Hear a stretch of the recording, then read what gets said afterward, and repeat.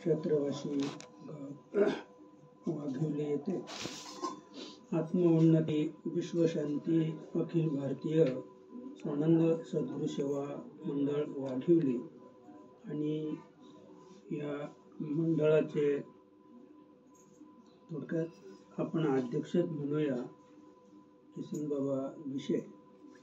आणि त्यांच्याकडं गेली कित्येक वर्षे एक प्रकारची एक परंपराच आहे. श्रावण मासानिमित्त आणि अनेक वेगवेगळ्या ग्रंथांचं या ठिकाणी वाचन आणि श्रवण करण्यात आलं. आणि त्याचप्रमाणे याही वर्षी या ठिकाणी दासबोध या ग्रंथाचं मासिक पारायण करण्यात आलं आणि आज या ग्रंथाची आपण सांगता करून राहिलेलो आहोत. तर हा जो ग्रंथ आहे तर या ग्रंथाचे एकूण 10 दशक 20 दशक आहेत. आणि प्रत्येक दशकामध्ये 10 समास आहेत, म्हणजे एकूण 200. आणि अशा पद्धतीने या ग्रंथाचे जे कर्ते आहेत रामदास स्वामी, तर त्यांनी संपूर्ण देहाची अगदी पायाच्या नखापासून तर डोक्याच्या केसापर्यंत खडानखडा माहिती, त्याचप्रमाणे समाजातील जे अज्ञान आहे ते दूर करण्याचा प्रयत्न अतिशय या ग्रंथाच्या द्वारे केलेला आहे. रामदास स्वामींच्या बाबतीत तर एक ग्रंथकर्त्याच्या बाबतीत थोडक्यात सांगायचं झालं तर ज्याप्रमाणे जनार्दन पंतांना आणि एकनाथ महाराजांना कलियुगामध्ये दत्त महाराजांनी प्रत्यक्ष भेटी देऊन अनुग्रह केलेला आहे, त्याचप्रमाणे रामदास स्वामींना सुद्धा प्रभू रामचंद्र म्हणजे लक्ष्मणासह सीतेसहित, नुसते रामचंद्रच नाहीत तर सीतेसहित लक्ष्मण त्यांच्या बरोबर होता. आणि प्रत्यक्ष प्रभू रामचंद्राने त्यांना 13 अक्षरी मंत्राचा बोध केलेला आहे. श्रीराम जय राम जय जय राम हे 13 अक्षरी मंत्राचा अनुग्रह किंवा बोध केल्यानंतर रामदास स्वामीने आपल्या हयातीमध्ये 13 अक्षरी मंत्राचा 13 कोटी जप केला. 13 अक्षरी मंत्राचा 13 कोटी जप केला. आणि त्याच्यामुळं नंतर पुन्हा एकदा प्रभू रामचंद्राने प्रत्यक्ष भेटी दिली. आधी साक्षात्कार झाला होता त्यांना. हा जो मंत्र त्यांना 13 अक्षरी जो मिळाला प्रभू रामचंद्रांकडून, तर तो त्यांना झालेला साक्षात्कार होता. 13 कोटी जपसंख्या झाल्यानंतर मग प्रभू रामाने त्यांना प्रत्यक्ष भेटी दिली. अगदी त्यांच्या वडिलांचे नाव सूर्याजी ठोसर आणि आईचे नाव रानूबाई. फार सुंदर असं एक सात्विक धार्मिक कुटुंब होतं. सूर्याजी ठोसर यांनी आपल्या आयुष्यामध्ये फार महान अशी राम उपासना केलेली आहे. प्रभू रामचंद्राचे ते सेवक होते, भक्त होते. आणि त्यांच्या पोटी 2 रत्न जन्माला आली. मोठा गंगाधर, त्याचं वयाच्या 7व्या वर्षीच लग्न झालं होतं. त्यांची पत्नी फक्त 5 वर्षाची होती तेव्हा बालविवाह व्हायचा. रामदास स्वामींचं लग्न सुद्धा वयाच्या 12व्या वर्षी झालं. त्यांची इच्छाच नव्हती, रामदास स्वामींची इच्छाच नव्हती लग्न करावं म्हणून, पण आईची इच्छा होती. आईचं एक शेवटचं वाक्य होतं की तुझ्या कपाळाला बाशिंग बांधलेलं आणि तुला म्हणजे मंडपाच्या भोवल्यावर उभं राहताना मला पाहायचं, एवढी तिची इच्छा होती. आणि मग नारायणाने सांगितलं आईला की तुझी इच्छा मी पूर्ण करेन. म्हणजे कपाळाला बाशिंग पण बांधून घेतलं आणि भोवल्यावर पण ते उभे राहिले. आणि भोवल्यावर ती मामाचीच मुलगी होती, ते राणूबाईने आपल्या भावाचीच मुलगी करून आणली होती. पण भोवल्यावर उभं राहिल्यानंतर मग ते पाशीम टाकून पळून गेले. त्याचा फार शोध घेतला पण ते कुठे सापडले नाहीत. आणि समाजाने सुद्धा त्यांना म्हणजे त्यांच्या आईवडिलांना फार त्रास दिला, हा पळून गेला म्हणून. आणि त्याच स्थितीमध्ये एक वैचारिकता वडिलांची बिघडली आणि त्यांना मृत्यू आला वडिलांना. पण तेव्हापासून रामदास स्वामी कोणत्याही वृक्षाला पाठ लावून ध्यानाला बसायचे. कारण वयाच्या 5व्या वर्षी त्यांना आईने विचारलं होतं की तू कसली चिंता करतो. तर त्यात एक वाक्य होतं रामदास स्वामींचं की मी विश्वाची चिंता करतो, की या विश्वामध्ये अतिशय दलित, पीडित, दुःखी, त्याचप्रमाणे तो मोगल साम्राज्याचा काळ होता. तर अनेक हिंदू बळजबरीने मुस्लिम केले होते, करत होते.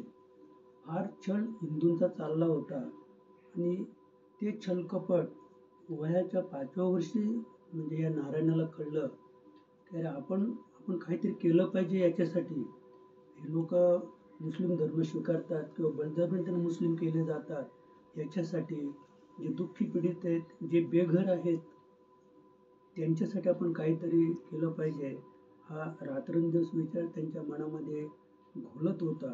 आणि म्हणून रामदास स्वामी हे भगवान शंकराचेच अवतार आहेत असं आहे. आणि मग पुढे त्यांनी जे कार्य केलं, नारायण त्याचं नाव होतं, पण राम उपासना केल्यामुळं त्यांनाच प्रभू रामानेच संकेत दिले की आता तुझं नाव काय आहे, रामदास असं. मी त्यांचं खरं नाव रामदास नव्हतं. फार सुंदर त्याने आपल्या आयुष्यात सेवा केली. इतकं सामर्थ्य त्यांच्या अंगी आले, त्या सामर्थ्याने त्यांना समर्थपणा प्राप्त झाला. जय जय रघुवीर समर्थ म्हणजे हा त्यांचा नारा होता. जय जय रघुवीर समर्थ म्हणजे प्रभू रामचंद्र हे समर्थ आहेत आणि समर्थ रामचंद्रांची सेवा केल्यामुळं रामदास स्वामींच्या अंगी असं सामर्थ्य आलं असे. ते सामर्थ्य म्हणजे अगदी न वाखाणण्यासारखं सामर्थ्य आहे की ज्याप्रमाणे माऊली ज्ञानोबारायांच्या काळामध्ये मेलेली माणसं उठवली, ती माणसं माऊली ज्ञानोबारायाने नाही उठवली, मुक्ताईने उठवली असे. किंवा त्या बघून ते पुणतांबे म्हणून गाव, तिथे ते चांगदेव महाराज राहत होते. तर ही दिंडी यांची चौघांची दिंडी म्हणजे चौघांचीच दिंडी, म्हणजे मोठी दिंडी नव्हती. बाबा होते ना प्रभार बाबा, तर एक व्यक्ती जरी त्या गावात आले तरी बाबा बोलायचे. बाबा समजा किसन बाबा आले, वाघिरीची दिंडी आली, आता दिंडी किती मोठी होती असं आहे. तर तशी ही फार मोठी दिंडी होती. पण दिंडीत माणसं किती होती, 4च माणसं होती. त्या पुणतांब्यावरून अशी चालली होती. तर ती बरीच माणसं अशी तिथे मेलेली होती. आणि ज्याचा माणूस मेला ना तो तिथे राखायला होता. माणसं राखायला, मेलेला माणूस म्हणजे आता चांगदेव सामान्यात समाधीतून उत्थान पावली की चांगदेव येईल आणि ती माणसं उठून जातील. पण ती राखायला तिथं ते ज्याचा प्रत्येकाचा एक एक वंश वारस त्या ठिकाणी राखायला होता. ही दिंडी तिथून चालली होती. मुक्ताईने विचारलं, बा हा काय प्रकार आहे, ही माणसं मेलेली स्मशानात आणि तुम्ही काय इथे बसलात. तेव्हा ते माणसाने सांगितलं की आता चांगदेव त्यांची समाधी उत्थान होईल आणि मग ते इथे येतील आणि मग त्यांनी इकडं पाहिलं की सगळी माणसं उठून जातील. तर मग म्हणे ते कधी समाधीला बसले, तर म्हणे कालच. उठतील कधी, म्हणे 6 महिन्यानंतर. मग तोपर्यंत तुम्ही इथेच हे प्रेत राखत बसणार. हो म्हणे, मग त्याला विलाज नाही, आम्हाला राखावेच लागतील. हो म्हणे, मी तरी माणसं उठवले तर म्हणे उपकारच होतील ना. मग ते चांगदेवच पाहिजेत कशाला माणसं उठवायला. जर तुम्ही जर ते काहीच करत असाल चमत्कार किंवा, तर ठीक आहे म्हणे. मग मुक्ताईने तिथे एक कुत्र्याचं, मेलेल्या कुत्र्याचं हाड पडलं होतं. ते मुक्ताईने उचललं आणि त्या प्रेतांवरून फिरवलं. तर ती सगळी प्रेतं उठून गेली घरी आपापल्या. आणि त्या कुत्र्याचं हाड असं फेकलं तर त्या हाडापासून पण कुत्रा झाला आणि ते पण क्याव क्याव करीत पळत गेलं. म्हणजे एवढं सामर्थ्य त्यावेळेला एक म्हणजे गुरुवचनाचं हे सामर्थ्य आहे. गुरुवचनाचं सामर्थ्य. जरी माऊलीने रेडा बोलावला, पण रेडा बोलला का सुरुवातीला, माऊलीने सगळं केलं, हात ठेवला, सगळं केलं ऋग्वेद म्हणजे वेद बोलण्यासाठी, पण तरी रेडा नाही बोलला. मग जेव्हा माऊलीने निवृत्तीदादांकडे पाहिलं तेव्हा रेडा बोलायला लागला, भिंत तेव्हा चालायला लागली.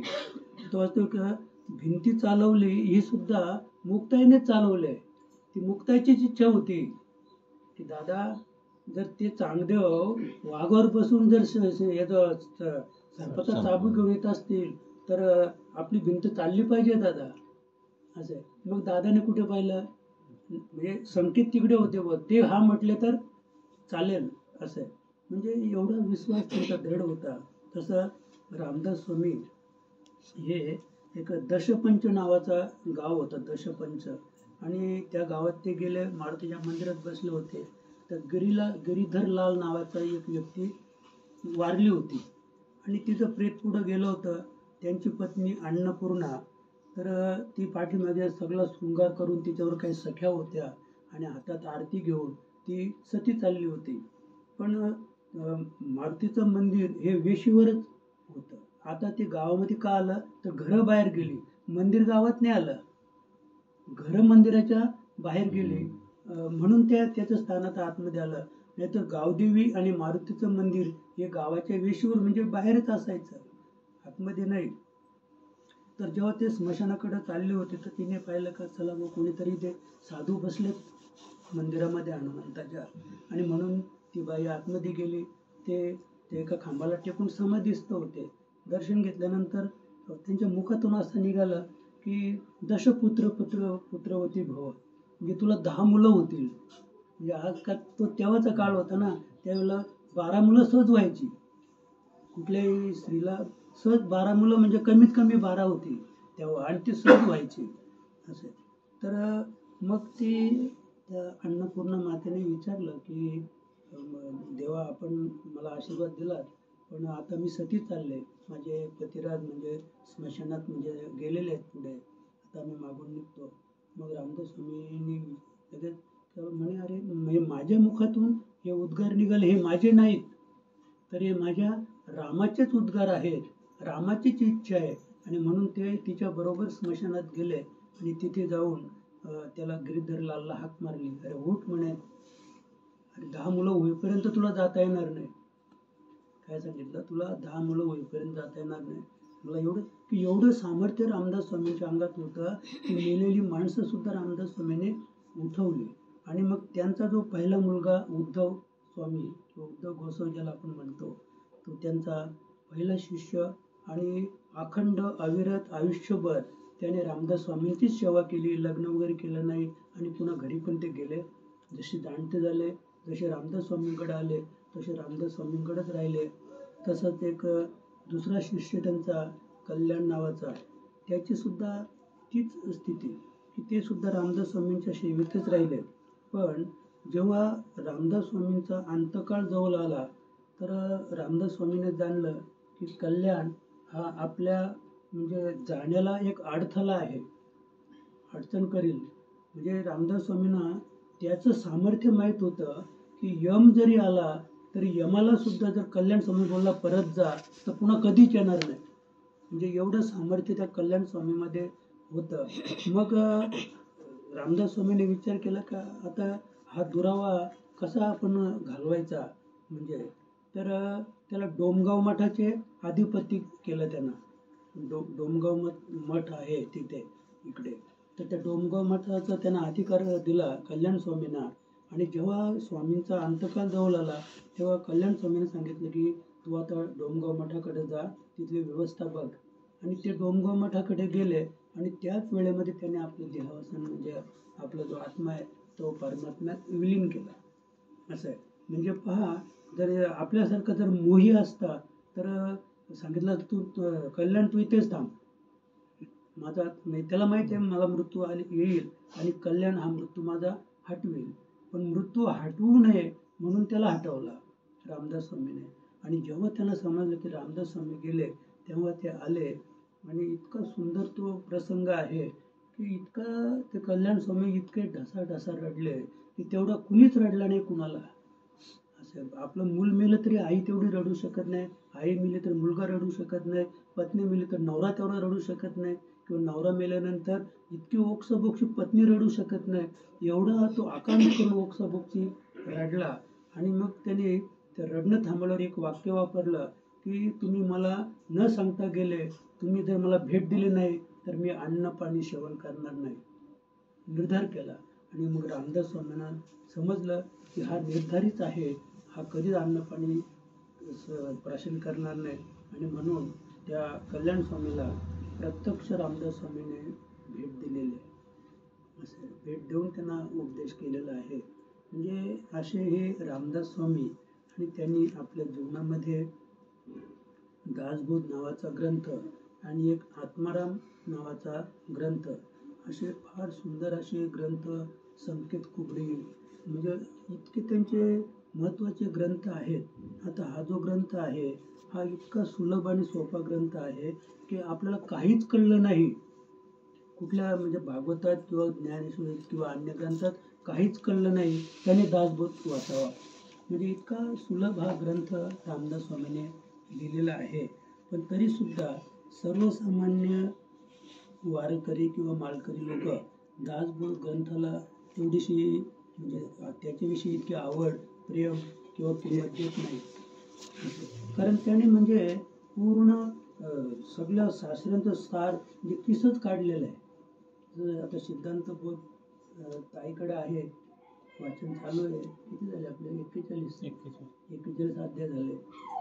तर आजचा म्हणजे प्रसंग इतका सुंदर होता त्याच्यामध्ये की रावण मंदोदरी संवाद, आणि त्याचं शेवटचं टोक इतकं सुंदर झालं की मंदोदरी रावणाला विचारते, पहा तुम्ही हे दुसऱ्याचं विषय म्हणजे परश्री गमन हे फार म्हणजे पापात्मक आहे, आणि तुम्ही ते विष घालवा, सोडून द्या, ठेवू नका, आणि रामाशी वैर करू नका. तर त्यावेळेला रावण मंदोदरीला सांगतो की हे मंदोदरी, तुला अद्याप ते ज्ञान नाही, वेदाची परिभाषा तुला नाही कळत मंदोदरी. तर अनंत जन्मे मी तप करीत आलो, त्या तपश्चर्येचं फळ म्हणजे मला प्रत्यक्ष प्रभू रामाची भेट झाली. हे ते मंदोदरीला सांगून राहिलेले आहेत की हे मंदोदरी, प्रभू राम हा माझा आत्मा आहे, माझ्या हृदयात ते वास करतायत, आणि त्याच्यासाठी धडपड आहे. मी प्रभू रामाची भेट घ्यावी, त्याच्यासाठी माझी धडपड आहे. प्रभू राम हा माझा सखा जिवलग आहे. मी जेवढं प्रभू रामावर प्रेम करतो तेवढं प्रेम मी कुंभकर्णावर केलं नाही, माझ्या आईवर केलं नाही मंदोदरी, आणि तेवढं प्रेम मी विभीषणावर सुद्धा केलं नाही. एवढं प्रेम मी रामावर करतो, तो माझा जिवलग आणि सखा आहे. आणि मंदोदरी, हे तू जीव गेला तरी या समाजातील कुठल्याही व्यक्तीला हे माझं गुह्य गुपित कुणाला सांगू नको. असं आता सांगा तुम्ही, काय राम रावण युद्ध आहे? असं आहे. म्हणजे हे जे आपण जे राम रावणाचं युद्ध रामायणात पाहतो ना, हे प्रतीक आहे. हे काय आहे? प्रतीक आहे. ते त्यांनी लिहिलं नेमकी राम काय रावण काय, जे ज्या संतांनी त्याची निर्मिती केली वाल्मिकांनी, तर राम म्हणजे काय, रावण म्हणजे काय, हे त्यांनाच फक्त माहीत आहे. वेदांनी जी परिभाषा वापरली, आता काल भागवतात इतका सुंदर विषय गेला. म्हणजे नाथ महाराज सांगतात म्हणजे भगवंतच उद्धवाला सांगतो, त्याचं ते म्हणजे एक विश्लेषण आहे ओवीबद्ध. तर भगवंत सांगतात की अरे उद्धवा, म्हणजे स्वर्ग जे आहे ही कल्पना आहे उद्धवा. स्वर्ग ही काय आहे? कल्पना आहे, स्वर्ग नाहीच. आणि आपण तर गेला केव्हापासून हेच सांगत आलो की स्वर्ग नाहीच असं आहे. तर भगवंत स्वतः सांगतात की उद्धवा, स्वर्ग नाहीच, ही एक कल्पना आहे. आणि ही कल्पना वेदाने लढवली, पण वेदाची परिभाषा समाजाला न कळल्यामुळं, म्हणजे वेदाने स्वर्ग का निर्माण केलं, म्हणजे वेदाने स्वर्ग निर्माण केलं. स्वर्ग हे गाव कुठेच नाही अंतराळामध्ये, तर वेदाने स्वर्ग निर्माण केलं. आणि त्या स्वर्गाची प्राप्ती होण्यासाठी वेदांनी सांगितलं की तुम्ही सकाम कर्म करा, म्हणजे फलाश्रित, म्हणजे स्वर्ग हे फळ आहे, स्वर्ग हे फळ आहे. आणि त्याचं इतकं सुंदर विश्लेषण केलेलं आहे नाथ महाराजांनी की एक म्हणजे आपल्याला आम्हीच दाखवलं वेदांनी की स्वर्ग आहे, तुम्ही सकाम कर्म करा, फळाची आशा धरून कर्म करा, तुम्हाला स्वर्ग प्राप्त होईल. पण त्यांचं त्या म्हणजे महात्मा सांगतात की वेदाचा अंतरंग आम्हाला कळला नाही. वेदाची अशी इच्छा होती की तुम्ही सकाम कर्म करता करता निष्कामतेला प्राप्त व्हाल.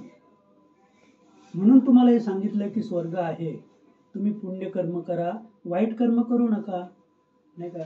आता अजून दुसरा पण विषय गेला मांसाहाराचा. असं आहे की वेदांनी काय सांगितलं की तुम्ही यज्ञ करा, यज्ञात पशु कापा, म्हणजे तो बोकड असेल म्हणा किंवा घोडा असेल किंवा गाय असेल तर तुम्ही ते कापा.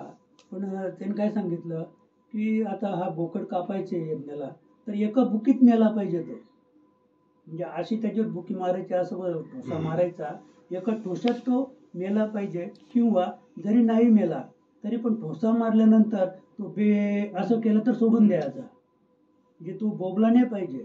किंवा गाय जरी असेल, तुम्ही गायीच्या असं जोरात फटका मारला तर तिने जर आवाज काढला तर ती गाय सोडून द्यायची, मग दुसरी आणायची. आता मला सांगा, असं कुठला बकरा आहे की त्याला मारल्यानंतर तो बोंबालणार नाही? असं एक दुसरी गोष्ट त्याने सांगितली की मग आपण त्याचा प्रसाद केला तर तो प्रसाद किती सात्विक आहे, आणि वर्षातून तो एकदा प्राशन करायचं आहे, आणि तो किती. असं मी काल सुरेशला सांगितलं की पूर्वी आमच्या गावामध्ये 7 व्हायची, 7. तर 7ला एक कोंबडा लागायचा आणि एक काली तलक, ती 2 कापायची 7 करायला. आता एक कोंबडा आणि एक तलक आणि 400 घरं, गावात 400 घरं. तर तो एक बाबूराईकर म्हणून होता, बाबूराईकर राय करतो. तर मग ती 7 झाली का तेवढं मटण, एक कोंबड्याचं मटण किती असेल समजा 1 किलो, 1 किलो मटण अख्ख्या गावाला पुरवायचा तो. एक एक खडा प्रत्येकाच्या घरी नेऊन द्यायचा, सातीचा प्रसाद थोडक्यात. तर त्याच्यातून वेदांना हे सांगायचं होतं की वर्षातून ते एकदा आपल्याला प्राशन करायचंय, आणि ते प्राशन करत असताना दाताला किंवा जिभेला लागता कामा नये. म्हणजे त्याची चवी काय, चवी केव्हा आपल्याला कळते, जेव्हा ती जिभेला स्पर्श करेल तेव्हा कळेल. तर तो तो जो प्रसाद आहे यज्ञातला, तो असा तोंडात टाकायचा आहे की तो जिभेला किंवा दाताला त्याचा स्पर्श होता कामा नये. म्हणजे मग तो तो पोटात जाऊ दे थोडक्यात. आता त्याच्यातून काही दोष आपल्याला लागणार नाही. आणि मग हळूहळू आपण असं निर्णय घेऊ ना, वर्षातून एक खडा जाऊ दे ना, नाही खायचं. म्हणजे वेदाचं हे मत होतं की वर्षातून तुम्ही एक खडा, तुम्ही कंटाळणार आहात कशासाठी, एक खडीसाठी कशाला आता बाटायचं, आम्ही खातो का म्हणायचं. मग आम्ही खातच नाही, म्हणजे आम्ही खातच नाही या पदाकडे नेण्यासाठी वेदांनी हे ठरवलं की आता आपण असं करूया. पण तेच आम्हाला कळलं नाही. त्या एका खड्यासाठी आम्ही खातो याच पदावर आरूढ राहिलो, असं आहे. आणि वेदांना त्याला त्याच्या पलीकडे न्यायचं होतं, आहेच्या पलीकडे त्यांना न्यायचं होतं, नाहीकडे न्यायचं होतं, असं आहे. आणि ही स्थिती तुम्हा मला प्राप्त होण्यासाठी म्हणजे रामदास स्वामींनी सुद्धा म्हणजे एवढे आपल्या जीवनामध्ये आटोकाट प्रयत्न केलेले आहेत. एकदा ते पैठणला गेले असताना ते जाम, म्हणजे औरंगाबादमध्ये ते जाम नावाचं गाव आहे त्यांचं मूळ गाव, जन्मगाव. तर त्या तिथली एक व्यक्ती पैठणला आली होती, त्यांनी ते ओळखलं की हा नारायणच आहे. तेव्हा सांगितलं की नारायणा, तू गेलास, संन्यास घेतलास, पण तुझ्या प्रपंचाची अतिशय बेदात झाली, दशा झाली प्रपंचाची, काही राहिलं नाही तुझं. अगदी डोळ्यात पाणी येऊन त्या व्यक्तीने सांगितलं, अरे तुझी एक आई फक्त शिल्लक आहे, आणि आईसुद्धा आंधळी झालेली आहे दोन्ही डोळ्याने, हे एकदा आईचं दर्शन घ्यायला ये. तर त्यांचं अंतःकरण कळवलं रामदास स्वामींचं, आणि त्यांनी सांगितलं चला मग तुमच्याच बरोबर येतो. त्या व्यक्तीच्याच बरोबर ते गेले, दारापुढे उभे राहिले आणि जय जय रघुवीर समर्थ म्हणून आवाज दिला. अलक निरंजन हा त्यांचा मंत्र नव्हता. जय जय रघुवीर समर्थ म्हटल्यानंतर ती आंधळी आई, तिला आवाज आला. तिने ते गंगाधर पंतांची पत्नी, त्या सुनेला आत्मरली सुनबाई म्हणे कोणीतरी संन्याशी बाहेर आलेलं आहे, जरा त्याला भिक्षा वाढ. तर ती बाहेर गेली भिक्षा घेऊन. तर रामदास स्वामींनीच सांगितलं की तिला की वहिनी, मी तुझा धीर आहे, नारायण माझं नाव. आणि त्या आईने ऐकलं आणि मग लगेच त्याला आत बोलावून घेतलं. थोडक्यात सांगतो एवढा विषय. आणि बोलावून घेतल्यानंतर त्या व्यक्तीने सांगितलं तुझी आई आता पूर्ण आंधळी झालेली आहे, तिला दिसत नाही. मग आईचं दर्शन घेतलं आणि दर्शन घेतल्यानंतर त्याचे माथा कुरवाळला आईने. केस वगैरे बॉडी छटा वाढलेल्या होत्या, ती दाढी पाहिली अशी. आणि एक तिला मनाशी वाटलं की हे बाळ मी माझ्या मुखातून डोळ्यातून पाहिलं असतं, एवढे वाढलेले केस, संन्यास घेतलेला. तर दर्शन घेतलं आणि रामदास स्वामीने तिच्या असं तोंडावरून हात फिरवला. तर लगेच तिला नजर आली, लगेच पाहायला लागली. काय आनंद असेल तो, थोडे दिवस तिथे राहिले ते आणि पुन्हा आपल्या कार्याला, जे कार्य आपण हाती घेतलेलं आहे, ज्याच्यासाठी आपण आयुष्य वाहिलेलं आहे, आयुष्यासाठी ते निघून गेले. असे रामदास स्वामी की ज्यांनी आत्माराम आणि दासबोध नावाचा ग्रंथ लिहिला. म्हणजे या दासबोधाचा आपण अभ्यास केला तर मला वाटतं जीवनाचं सोनं झाल्याशिवाय राहणार नाही. आता आपण मराठीत वाचत होतो नाही? होय होय. श्रीराम. विधी प्रपंच तरु वाढला, वाढता वाढता विस्तीर्ण झाला. फळे येता विश्रांती पावला, बहुत प्राणी. नाना फळे रसाळे लागली, नाना जनशी गोडी साली. गोडी पावया निर्माण केली, नाना शरीरे. निर्माण झाले उत्तम विषय, शरीरे विन भोगिता नये. म्हणून निर्मिला उपाय, नाना शरीरे. ज्ञान इंद्रिये निर्माण केली, भिन्न भिन्न गुणांची निर्मिली. एका शरीराशी लागली, परी वेगळाली. स्तोतेंद्रिय शब्द पडिला, त्याचा भेद पाहिजे कळला. ऐसा उपाय निर्माण केला इंद्रियांमध्ये. त्वचेंद्रिय शीतोष्ण भाषे, चक्षु इंद्रिये सकळ दिसे. इंद्रियांमध्ये गुण ऐसे वेगळाले. जिव्हेमध्ये रस चाखणे, घ्राणामध्ये परिमळ घेणे. इंद्रियांमध्ये वेगळाल्या गुणे भेद केले. वायू पंच की अंतकरण पंच, मिसळून फिरे निशंक. ज्ञान इंद्रिय कर्म इंद्रिय सकळिक, सावकाश पाहे. कर्म इंद्रिये लागवेगी, जीवभोगी विषयां लागे. ऐसा उपाय जगी ईश्वरे केला. विषय निर्माण झाले बर्वे, शरीरे विण कैसे भोगावे. नाना शरीरांची गोवे या कारणे. अस्थिमासांचे शरीर, त्यामध्ये गुणप्रकार. शरीरासारखे यंत्र अनेक नाही. ऐशी शरीरे निर्माण केली, विषय भोगे वाढविली. लहान थोर निर्माण झाली येणे प्रकारे. अस्थिमासांची शरीरे निर्माण केली जगदीश्वरे, विवेके गुणविचारे करून या. अस्थिमासांचा पुतळा, जेणे ज्ञाने सकळ कळा. शरीर भेद वेगळा ठाई ठाई, तो भेद कार्याकारण. त्यांचा उदंड आहे गुण, सकळ तीक्ष्ण बुद्धिवीन काय कळे. सकळ करणे ईश्वराला, म्हणून भेद निर्माण केला. ऊर्ध्वमुख होता भेदाला, ठाव कैसा. म्हणजे थोडक्यात की भगवंताने म्हणजे हा पाचाचा प्रपंच आधी निर्माण केला आणि पाचाचा प्रपंच निर्माण केल्यानंतर मग त्या पाचांमध्ये पुन्हा भोग निर्माण केला आणि तो भोग घेण्यासाठी मग हे मानवी शरीर निर्माण केलं किंवा इतर जी शरीरे आहेत ती निर्माण केली. आणि ती शरीर निर्माण केल्यानंतर त्याच्यामध्ये 10 इंद्रियांचा भाग केला आणि त्या इंद्रियांमार्फत तो भोग घेण्यात आला. म्हणजे मग प्रपंच गोड आहे, शरीर गोड आहे, इंद्रिय गोड आहेत.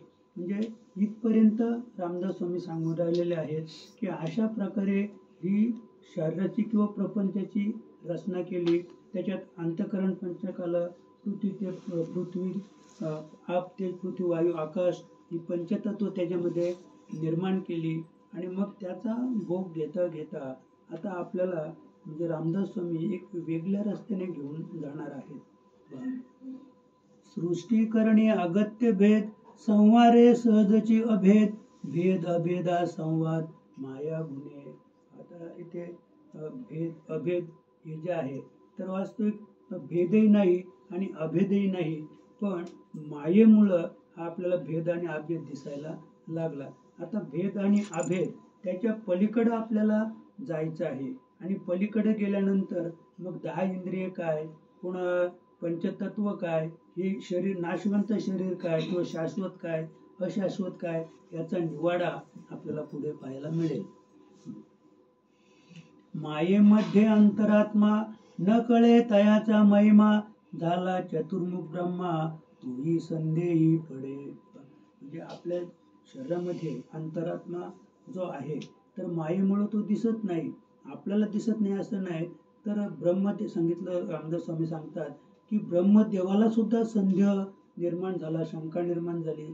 त्याला सुद्धा का बुवा आत्मा आत्मा म्हणतात पण अंतरात्मा नेमका आहे काय, म्हणजे ब्रह्मदेवाला सुद्धा ज्याचा लाग लागला नाही. इळपेच कडो विकडी तर्क तीक्ष्ण घडीने घडी, मनाशी होय तांतडी विवरण करिता. आत्मत्वी लागते सकळ काही, निरंजनी हे काहीच नाही, एकांत काळी समजोनी पाही म्हणजे बरे. आता जे आपलं आत्मस्वरूप आहे किंवा जो आत्मा या शरीरामध्ये आहे तर त्याच्यासाठी सगळं लागतंय, आणि म्हणून ही रचना जी केलेली शरीराची ती त्याच्यासाठी आहे. 10 इंद्रिय त्याच्यासाठी आहेत, भोग त्याच्यासाठी आहेत. म्हणजे हे सगळी 10 इंद्रिय आणि त्यांना केलेले की त्यांचे धर्म किंवा भोग, हे भोग भोगण्यासाठी जीवात्मा या शरीरामध्ये बसलेला आहे. आता तोच जीवात्मा जेव्हा परमात्मा स्वरूपाला प्राप्त होईल तेव्हा ते स्थान कोणतं आहे, निरंजनी स्थान आहे. आणि ते निरंजनी स्थानाला एकदा आपण गेलो की तेथे काहीच नाही, तेथे भूक नाही, ताण नाही, आत नाही, बाहेर नाही, खाली नाही, वर नाही, सगुण नाही, निर्गुण नाही, तिथे काहीच नाही. ते क्षेत्रच असं आहे की तिथे काहीच नाही. मी नेहमीच स्वर्गामध्ये देव आहेत तर ते देव काहीच खात नाही, त्याच्यामुळे स्वर्गातल्या देवांना लघवी पण येत नाही, संडास पण होत नाही.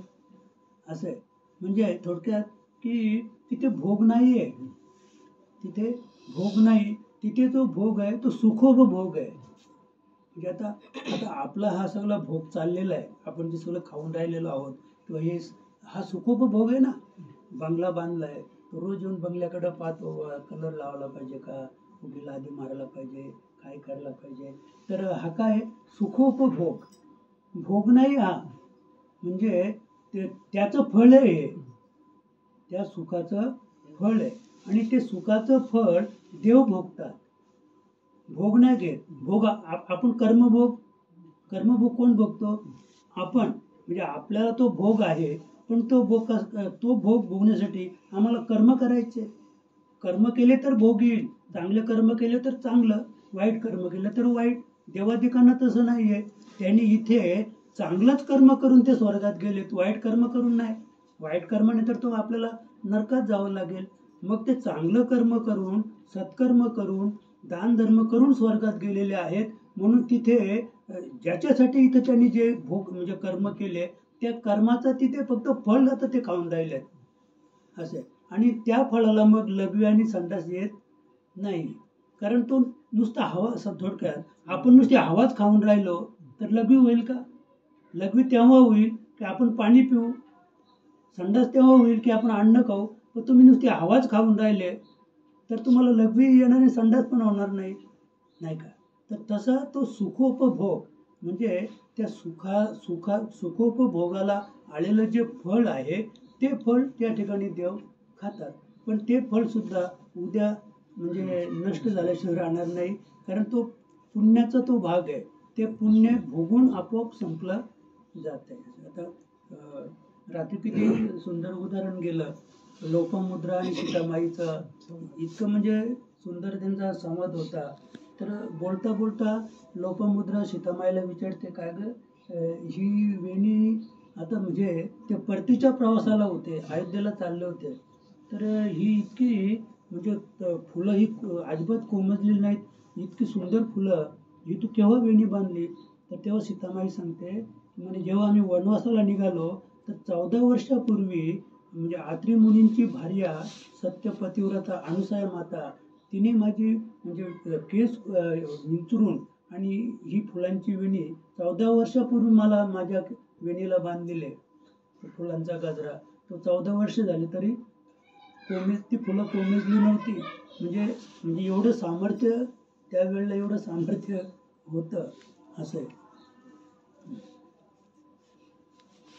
देह सामर्थ्यानुसार सकल करी जगदीश्वर थोर सामर्थ्य अवतार बोलिजे ती शेष कुर्म वराह झाले एवढे देह विशाल धरिले तेने करिता रचना चाले सकल सृष्टीची ईश्वरी केवढे सूत्र केले सूर्यबिंब धावाया लाविले दुखटा करवी धरविले अगाध पाणी पर्वतायशे ढग उचलिती सूर्यबिंबाशी आच्छादिती तेथे सवेची वायूची गती प्रगट होय झिडक झिडकू धावे वारा जैसा काळाचा मणियारा ढग मारुनी दिनकरा मोकले करी बैसबी विजांचे तडाखे प्राणी मात्र अवचिता धाके गगन कडकडून तडके स्थळांवरी येह लोकाशी एक वर्म केले महद्भूते महद्भूत आलिले सकल समभागे चालिले सृष्टी रचनेशी आता ही जी पंचमहाभूते आहेत तर ती वास्तविक पाहता एकमेकाच्या विरोधात आहेत एकमेकाला ती खायला धावतात पण शरीरामध्ये ती एकत्र समाधानाने नांदतात कुणीच कुणाला खात नाही एकदा आत्मा निघून गेला जीव निघून गेला की मग ती त्यांचा जो धर्म आहे तो धर्म त्यांचा प्रगट होतो अन्यथा नाही म्हणजे अशा प्रकारची सृष्टी रचना भगवंताने केलेली आहे ऐशे आनंद भेद आत्मयाचे सकळ जाणते ऐश कैसे विवरता विवरता मनाचे फडके होती ऐशी माझी उपासना उपासकी जाण आनावी म्हणा अगाध महिमा चतुरानना काय कळे आवाहन विसर्जन हेची भजनाचे लक्षण सकळ जाणती सज्जन मी काय सांगो इति श्रीदास बोधे गुरु शिष्य संवादे देह क्षत्र निरूपण नाम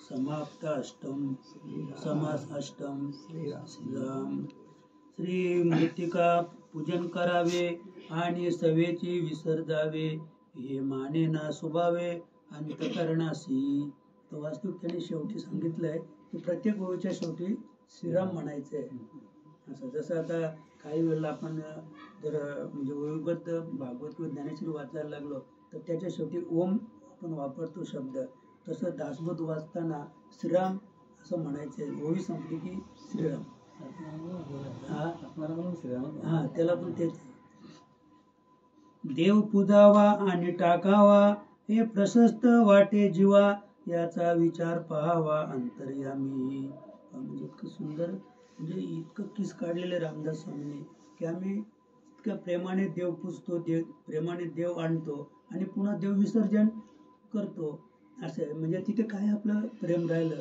असं म्हणजे देव आपल्याला कळलाच नाही थोडक्यात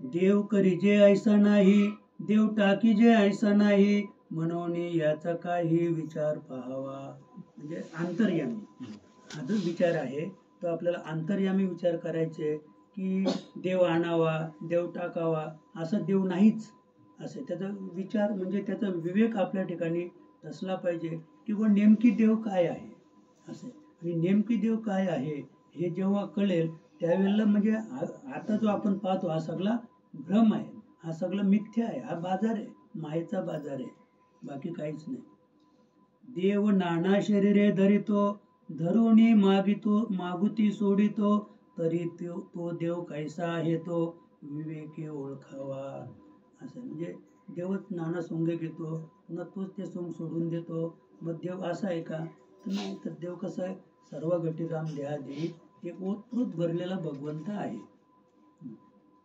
नाना साधने निरूपणे देव शोधाया कारणे सकला फुले अंतकरणे समजले पाहिजे आता त्या देवाचा शोध घेण्यासाठी आपण अनेक प्रकारची नाना साधने करतो तुकोबाने त्याच्यावर शेरा मारला ही साधने झाली ती काळाची अमुखी गर्भशेकी न चुकती म्हणजे साधन करावं पण ते गौण असावं दिंडीला जा पंढरपूरला जा आळंदीला जा पण ते जाणं गौण असावं असं म्हणजे कारण आता काही लोक आता पंढरपूरला गेले मग देवदर्शन नाही झालं तर मी पापी आहे मी पातकी आहे म्हणून मला देवाचं दर्शन झालं नाही अरे पण मला म्हणायचं की तू आषाढीला का गेलास आषाढी सोडून जा ना इतर दिवशी मग तू भाग्यवान होशील गर्दी नाही तुला देवदर्शन होईल असं आता लाखो लोक गेल्यानंतर तू दर्शन नाही मग तू पातकीस अभागीस थोडक्यात. पण तिथे जाऊन देवदर्शन नाही झालं तरी आपला आनंद जर आधी देवदर्शनानंतर जो आनंद होईल त्याच्यापेक्षा आपला आनंद दुणावला थोडक्यात, तर त्याला देव कळला. असं देव त्याला कळला, कारण देव देव इथे पण आहे, नाही का. आता पुढे आपल्याला पाहायला मिळेल विमल ब्रह्म जे आहे, तर त्याच्यात आपल्याला रामदास स्वामी सगळं सांगतात की देव जो आहे तो पुढे आहे, मागे आहे, दाही दिशांना भगवंत आहे. मग आपण तिथेच जाऊन त्याचं दर्शन घेतलं पाहिजे, हा भ्रम आहे. म्हणजे हा म्हणजे एक प्रकारचा हे द्वेष आहे, त्याचं द्वैत आहे. द्वैतामुळं मी भक्त वेगळा आहे आणि देव सुद्धा वेगळा आहे. आणि मग तो देव माझ्यापासून देव वेगळा आहे, त्या देवाचं दर्शन जर आपल्याला झालं नाही तर मग तो स्वतःला पापी किंवा पातकी समजतो. जेव्हा देव आणि मी, भक्त आणि देव दोन्ही एकरूप झाले, तर देवाने भक्ताचं दर्शन घ्यावं की भक्ताने देवाचं दर्शन घ्यावं, म्हणजे हा जो भेद आहे हा भेदच नष्ट होऊन जाईल. आणि मग तो जो भेद आहे त्या भेदासाठी वेदांनी अभेद शब्द वापरला. म्हणजे भगवंत जो आहे तो अभेदही नाही आणि भेदी सुद्धा नाही. पण असा जो अभेदी आहे, आपल्याला जर ते आनंद, ते प्रेम जर भोगायचं असेल, भक्तीचं सुख आपल्याला आजमायचं असेल, तर मग भगवंत काय सांगितलं की अभेद स्थिती प्राप्त करून पुन्हा त्याला भेदावर आणलं. आणि भेदावर आणून मग देव आणि मी भक्त, तू देव मी भक्त ऐसे करी, असं आहे. ते कशासाठी? तर भक्तीचं सुख भोगण्यासाठी. असं ब्रह्मज्ञानाचा उपाय समजल्या विण देता नये, पदार्थ आहे मागे जाय ऐसे म्हणावे, सगट लोकांचे अंतरीचा भाव, मज प्रत्यक्ष भेटवावा देव, परंतु विवेकाचा उपाव वेगळाची आहे. प्रत्येकाला वाटते देव भेटावा किंवा आपण सद्गुरू कशासाठी केलाय? गुरु म्हणजे देव भेटण्यासाठी केलेला आहे, असं आहे. पण त्याचा जो मूळ विचार आहे तो वेगळाच आहे. म्हणजे आपल्याला आत्म्याची ओळख व्हावी, परमात्म्याची ओळख व्हावी, याच्यासाठी आपलं गुरु करायचे, देव भेटावा म्हणून नाही. असं विचार पाहता तगेना, त्यास देव ऐसे म्हणावेना, परंतु जन राहेना काय करावे, असे. पण समाजाची इच्छा असते की आम्हाला देव भेटला पाहिजे, देव मिळला पाहिजे, देवाने आमचं भलं केलं पाहिजे. मग आता किती सांगू, रामदास स्वामी सांगतात शेवटी विचार नाही, असे. थोर लोक मरवणी जाती, त्यांच्या सुरता करुणी पाहती, तैशीच आहे हेही गती उपासनेची. काय सांगितलं की जे मोठे मोठे लोक पूर्वी मरून गेले, देवाधिक मरून गेले, तर त्यांच्या म्हणजे थडगे किंवा समाधी बांधल्या गेल्या, त्यांच्या मूर्त्या निर्माण केल्या गेल्या आणि त्यांची सेवा व्हायला लागली, त्यांची पूजा व्हायला लागली. पण तैशीच आहे हेही गती उपासनेची, म्हणजे आपलं भक्तीच करायचे तर त्याच्यासाठी तशी गती आहे. थोर व्यापार ठाकेना जनी, म्हणून केली रखत खान वाणी, राजसंपदा तयाचेने प्राप्त कैशी, म्हणून जितुका भोळा भाव, तितुका अज्ञानाचा अभाव, अज्ञाने तरी देवादिदेव पाविजे कैसा. आता एक सरलाट म्हण आहे की भोळा भाव सिद्धी जाव, असं आहे. मग मी नेहमी सांगतो ना की अशा बऱ्याच बाया की त्या असं एवढा बोचका घेतला डोक्यावर, तर आपले आहे हरिपाठात नाचते, डोक्यावर बोचका, टाळी वाजवते ना, नाचते हरिपाठात. तुम्ही एकदा लोक सांगतात बा तुम्ही एकदा तर येऊन बघा दिंडीमध्ये की तुम्ही प्रत्येक वर्षी याल. म्हणजे हा जो प्रत्येक वर्षी जाण्याचा जो नियम आहे तो भोळाभाव, म्हणजे त्याला देव नाही कळला, तोच हरिपाठात उड्या मारतो, तोच आनंद, तेच प्रेम आणि तो आनंदरूप देव. थोडक्यात आता हरिपाठात उड्या मारण्यात जो आनंद आहे तो देव आहे का? तो आनंद तर निरामय आहे, ते प्रेम निरामय आहे. आणि हे जे प्रेम आहे याच्यात आसक्ती आहे, याच्यात लोभ आहे, हे सकाम, हे जे म्हणजे हरिपाठात नाचणं, कीर्तनात येऊन बसणं, हे सकाम कर्म आहे. काहीतरी उद्दिष्ट आहे तुमचं की आपलं काहीतरी मिळलं पाहिजे. तीच लोक सांगत येतात की म्हणे 5 वर्षापूर्वी आम्ही गेलो होतो, तर एका व्यक्तीने आम्हाला पाणी प्यायला दिलं, दुसऱ्या वर्षी चहा दिला, तिसऱ्या वर्षी नाश्ता दिला आणि आता इतकं सुंदर जेवण देतो. की इतकं सुंदर जेवण देतो की जेवणाऱ्यांना संडास लागते, असे तेच सांगतात. दिंडीत जाणारे तिकडनं आल्यावर सांगतात की अशी काही मंडळी जेवली की त्यांना संडास लागली, मग डॉक्टर कशाला बरोबर नेतात. असं आहे. म्हणजे फुकटचं मिळतंय, चांगलं मिळतंय म्हणून खातच राहायचं, तर असा त्याचा अर्थ नाहीये. म्हणजे हा काय आहे, भोळा भाव. आणि इथे रामदास स्वामी सांगतात की हा जो भोळा भाव आहे, त्या भोळ्या भावा तो अज्ञानाचा भाव आहे आणि त्याच्यामुळं तुम्हाला देव प्राप्त होणार नाही. अज्ञानाशी ज्ञान न माने, ज्ञात्यास अनुमान न माने, म्हणवणे सिद्धांची गुणे पावले पाहिजे. आता जो अज्ञानी आहे त्याला आपण ज्ञान सांगायला गेलो तर त्याला ते पटणार नाही. एखाद्या काय तो रामकृष्ण हरी म्हणून राहिले तर त्याला काही राग येईल, कोणाला शिकवतो म्हणे उघडा मंत्र म्हणा रामकृष्ण हरी. आम्हाला सांगितले उघडा मंत्र ताल दिंडी हाती घेऊन नाचा, याच्यापेक्षा दुसरा परमार्थ जगात नाहीये. असं कितीक लोक, आता आमचा परवा विषय झाला की म्हणजे की कानात तो मंत्र सांगायचे, त्याच्या मस्तकावर हात ठेवायचे, आणि इथे तर सर्राट म्हणजे मोठे मोठे कीर्तनकार महाराज सांगून राहिलेत की म्हणे उघडा मंत्र म्हणा रामकृष्ण हरी. तो 20 फुटावरूनच सांगतो बोल रामकृष्ण हरी, जा दिंडीला कर सोमवार उपासना एकादशी. असं आहे. तो म्हणतो या म्हणजे ते उघड असं कुठेच नाही म्हणे, मंत्र काय कानात सांगत असतो काय, त्याच्या मस्तकावर हात ठेवला पाहिजे का म्हणे, असं नाहीच. असं म्हणजे हे काय, तर हा अज्ञानाचा भाव. म्हणजे जो अज्ञानी आहे त्याला तुम्ही किती ज्ञान सांगण्याचा प्रयत्न केला तरी ते त्याला पटणार नाही. आणि म्हणून एकनाथ महाराज सांगतात की असा जो आहे, किंवा रात्री पण आपला विषय गेला, शहामुनी सांगतात की असा जो आहे त्याचा शास्त्रावर विश्वास नाही, शास्त्र श्रवण करण्यात त्याला गोडी नाही, प्रेम नाही. सद्गुरू केलेले त्यांनी, असे बरेच सद्गुरूचे दास आहेत, असे बरेच सद्गुरूचे दास आहेत की कीर्तन ऐकून काय, प्रवचनला कशासाठी जायचं आणि कशाला वाचायचं ते शास्त्र. तर ज्याला शास्त्रावर प्रेम नाही आहे, हे अर्जुना भगवान सांगतात की त्याला हे तत्व सांगायचं, त्याला हे तत्व सांगायचं नाही.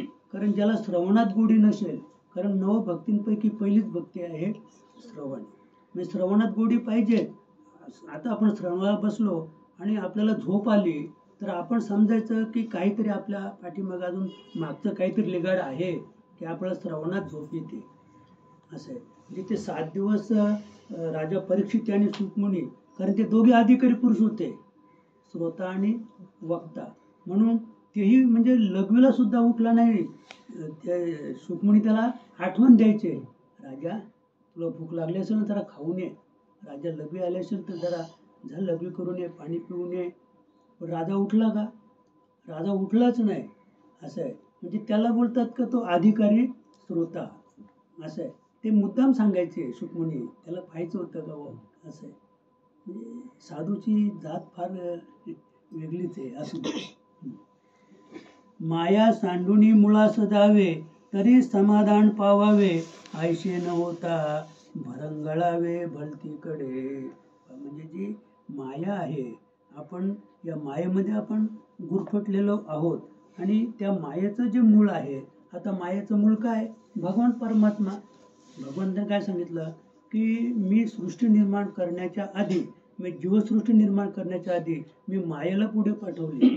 ती माझी महद माया, आणि ती माझ्या म्हणजे माझ्या याने ती वागते, माझ्या अधिकाराने मी सांगेन तशी ती वागते. आणि जी महद माया आहे, त्या महद मायेच्या पुढे मग ईश्वर निर्माण झाला. म्हणजे मायेपासून ईश्वराची निर्मिती आहे. आता ईश्वर आपण म्हटलं तर राम हा ईश्वर आहे, भगवान कृष्ण ईश्वर आहे, दत्त महाराज ईश्वर आहे. जेवढी आपण नावं ऐकतो देवांची ते सगळे भगवान नाहीत, ते सगळे ईश्वर आहे. विष्णू पण ईश्वर आहे, ब्रह्म ईश्वर आहे, आणि भगवान शंकर सुद्धा ईश्वर आहे. म्हणजे ईश्वर त्याला म्हणतात की ज्याला आपण आपल्या डोळ्याने आकारात पाहतो, ज्याला आकारात पाहतो तो ईश्वर, आणि जो निराकार आहे तो परमात्मा. आणि म्हणजे ईश्वर जो आहे त्या ईश्वरापासून आणखी उत्पत्ती नाही, तो ईश्वरच आहे. पण भगवान परमात्मा जो आहे तर त्याच्या स्फुरण मात्रे, म्हणजे पुढे ही मद माया, तिच्यापासून ईश्वराच्या स्फुरण मात्रे 3 गुण आणि 3 गुणांपासून ही निर्मिती आहे. आणि म्हणून भगवंत सांगतात की ते माझ्यामध्ये आहेत आणि मी त्यांच्यामध्ये आहे. आणि पुन्हा लगेच सांगतो की ते माझ्यात नाहीत आणि मी त्यांच्यात नाही. मी हे जग निर्माण केलंच नाही. मग हे खोटं आहे का त्यांचं? म्हणजे त्यांनी केलं काय? मी नाही का मागे सरांगाला उदाहरण दिलं की आवनी झाली पण ज्याची आवनी झाली तो बांधावर पण नाही गेला. पण आवनी झाली का नाही त्याची शेतं सगळी लागली पण हा बांधावर सुद्धा गेला नाही. पण आवनी झाली. तसं म्हणजे ही सृष्टी निर्माण झाली पण मी केली का? भगवंत होता का तिथं? ते समजा हात निर्माण करायला किंवा पाय निर्माण करायला भगवंत नव्हताच असं आहे. पण सृष्टी कोणी निर्माण केली?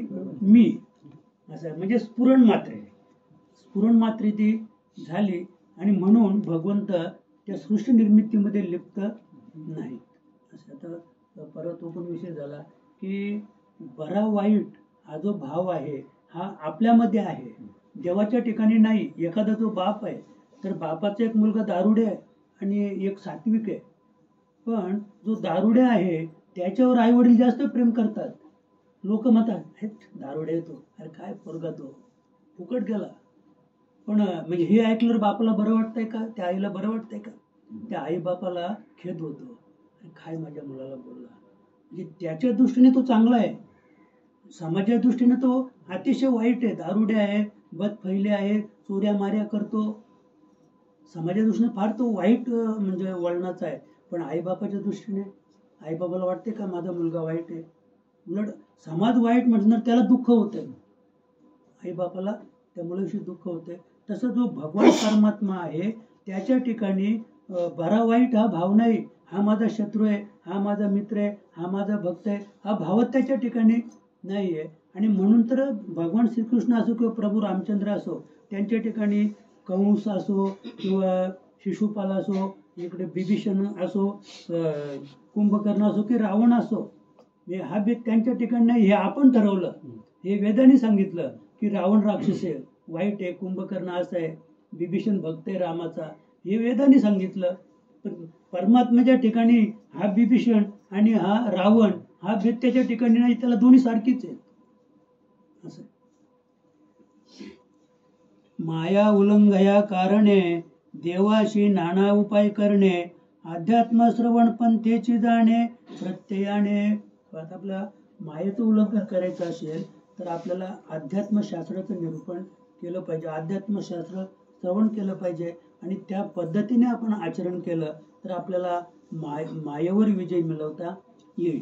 आता मायेवर विजय मिळवणं म्हणजे तिला पराजित करणं असं नाही आहे, तर तिला विजय मिळवणं म्हणजे आपलीशी करणं असं. आता आपलं जे आत्मस्वरूप आहे हे परमात्मा स्वरूप करणं, त्याच्यात विलीन करणं असं आहे. म्हणजे आपल्याला परमात्मा जिंकायचा नाही, तशी माया ही जिंकायची नाही आहे. तर माया ही भगवान परमात्म्याची अधिष्ठात्री आहे, ते आपल्याला जिंकता येणार नाही. पण आपण माया आपलीशी केली तर माया आपल्याला भगवत स्वरूप प्राप्त करून देईल. माया आपल्याला भगवत स्वरूप प्राप्त करून देण्यासाठी ती एक म्हणजे एजंट आहे. मग आपण तिच्यासाठी आपण तिला वाईट म्हणायचे का? आपण त्या एजंटला आपण आपलासा केला तर कदाचित 50-50 हजार कमी होतील नाही का. समजा ते आपलं खरेदी करायची व 5 लाखाची खरेदी करायची, पण अतिशय त्या एजंटला जवळ घेतला तर जी खरेदी करायची त्या खरेदीशी आपल्याला काही माहितीच नाही. त्याने फक्त आपला उताराच दाखवलाय, हा उतारा आहे बघा, तुम्हाला पटला तर घ्या. तो जागाही जाऊन दाखवत नाही आपल्याला. एजंट जागा दाखवल तर तुम्ही मालकाचा पण शोध घ्याल आणि परस्पर पण व्यवहार तुम्ही करू शकता मालका व्यतिरिक्त. म्हणून एजंट त्याला म्हणतात की मालकाला कोण खरेदी करतो त्याची माहिती द्यायची नाही आणि घेणाऱ्याला मालक कोण आहे ते पण माहीत करून द्यायचं. मधल्यामध्ये व्यवहार करायचा, मधल्यामध्ये गाळा खायचा, त्याचं नाव एजंट. तसं माया ही माझी माया ही भगवान परमात्म्याकडे नेणारी एजंट आहे. आपल्याला ओळख आहे का भगवंताची? भगवान परमात्मा कसं आहे? नाही असं आहे. मग असं जो भगवान परमात्मा आहे त्याला भेट घालून देण्यासाठी आपल्याला मायेची गरज आहे. मायेवर विजय मिळवणं म्हणजे मायेला प्रेमाने आपण जवळ करणं. आपण जवळ केलं की आपली दया मायेला येते आणि ती माया दयेत रूपांतर करून परमात्म्याकडे आपल्याला घेऊन जाते. ते वाक्यच आहे ना, दया माया, नाही का. हळद कुंकू, मीठ भाकर, म्हणजे ह्या जोड्या आहेत ना. मीठ भाकर ही जोडी आहे, दिवस रात्र जोडी आहे, स्त्री पुरुष ही जोडी आहे. तसं दया माया असं आहे. म्हणजे माया गेली तर दया निर्माण होईल असं आहे, आणि दया गेली तर माया. पण माया ही आपल्याला अधोगतीला घेऊन जाईल आणि दया ही आपल्याला ऊर्ध्वगतीला घेऊन जाईल. म्हणून आपल्याला मायेचं काहीच आपलं करायचं नाही. मग माया जी आहे तिचं परिवर्तन दयेत करायचं आहे. म्हणजे माया मारायची नाही. मी नेहमी सांगतो की काम, क्रोध, लोभ, मोह, मद, मत्सर हे जे षड्विकार आहेत त्यांना मारण्याचा अजिबात प्रयत्न करू नका. आपण त्यांना मारायला घेतलं तर आपलं आयुष्य फुकट जाईल आणि मारता सुद्धा येणार नाही.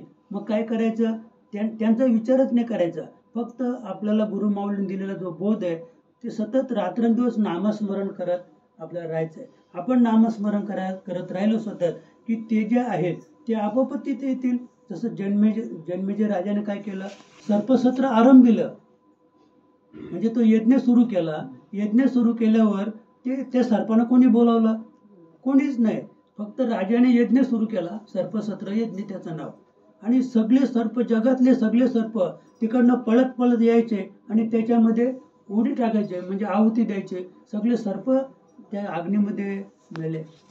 तसे आज पण पाहत तुम्हाला गमत पाहिजे असेल तर जंगलात अग्नी लावा, पेटवा, आणि सरडा बघा. सरडा, तो सरडा तिकडे कुठे असला ना दुसऱ्या झाडावर, ना इकडे अग्नी पेटला तर तिकडून तो पळत पळत येतो, त्या अग्नीमध्ये उडी टाकतो ना, लगेच पायवरती आता अग्नी येते, लगेच त्याला जाळून टाकते. पण त्याला हे कळत नाही की मी का धाव घेतली.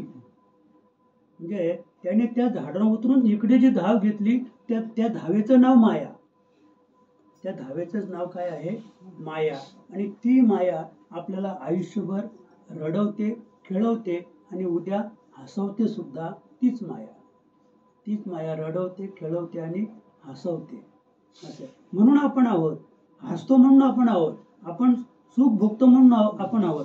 जर आपल्यावर दुःखच आपलं वाटलं तर कोण जगेल का? मग आत्महत्या का करतो माणूस?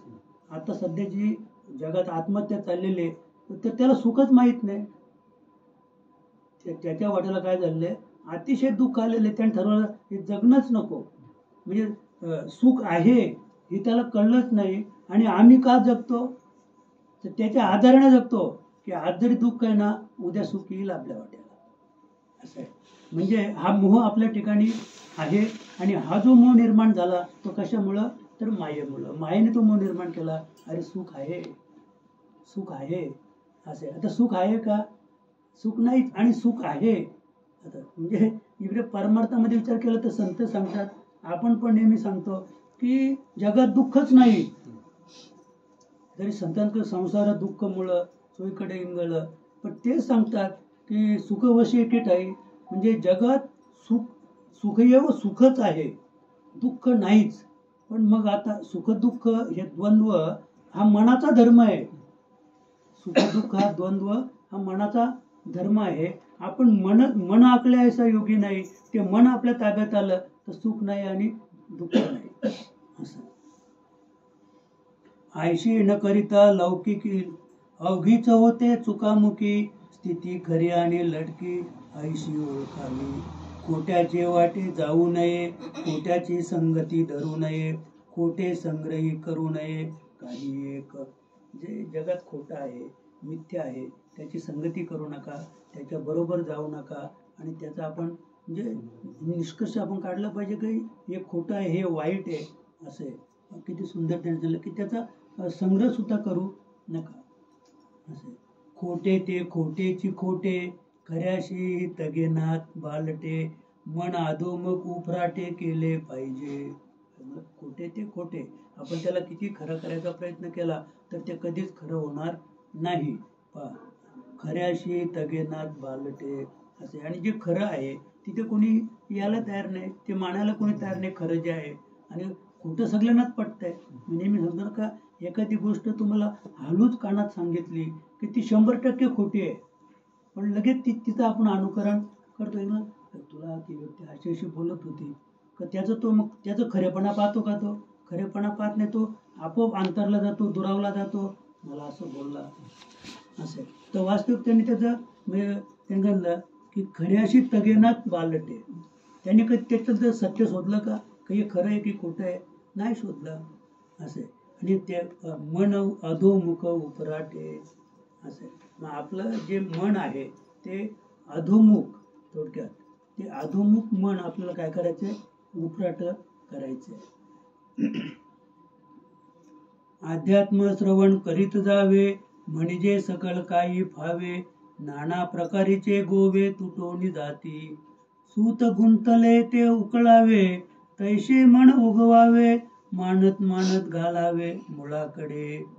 सकळ काही कालवले, त्या सकळांचे सकळ झाले. शरीरी विभागले सकल काही. काय ते तेथेची पहावे, कैसे ते येथेची शोधावे. सूक्ष्माची 14 नावे, येण्याची समजावी.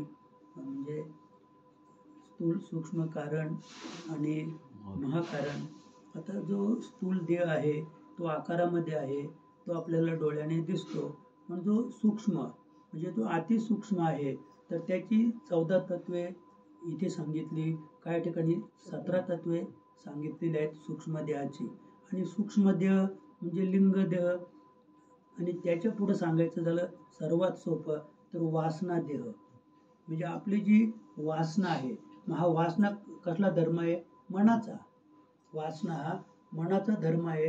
मनामुळे वासना निर्माण होते. आणि वासनेचं अधिष्ठान डोळा आहे. वासनेचं अधिष्ठान डोळा आहे. डोळ्यामुळं म्हणजे मन, आणि मनामुळं वासना, आणि वासनेमुळं पुनर्जन्म. वासनेमुळं पुनर्जन्म असे. आणि म्हणून आत्महत्या सांगतात की वासनेच्या संगे आपल्याला नाही, वासने गे बाई होई हरिरूप. असं नाही, वासनेला ते विनंती करतात की बाई तू हरिरूप हो.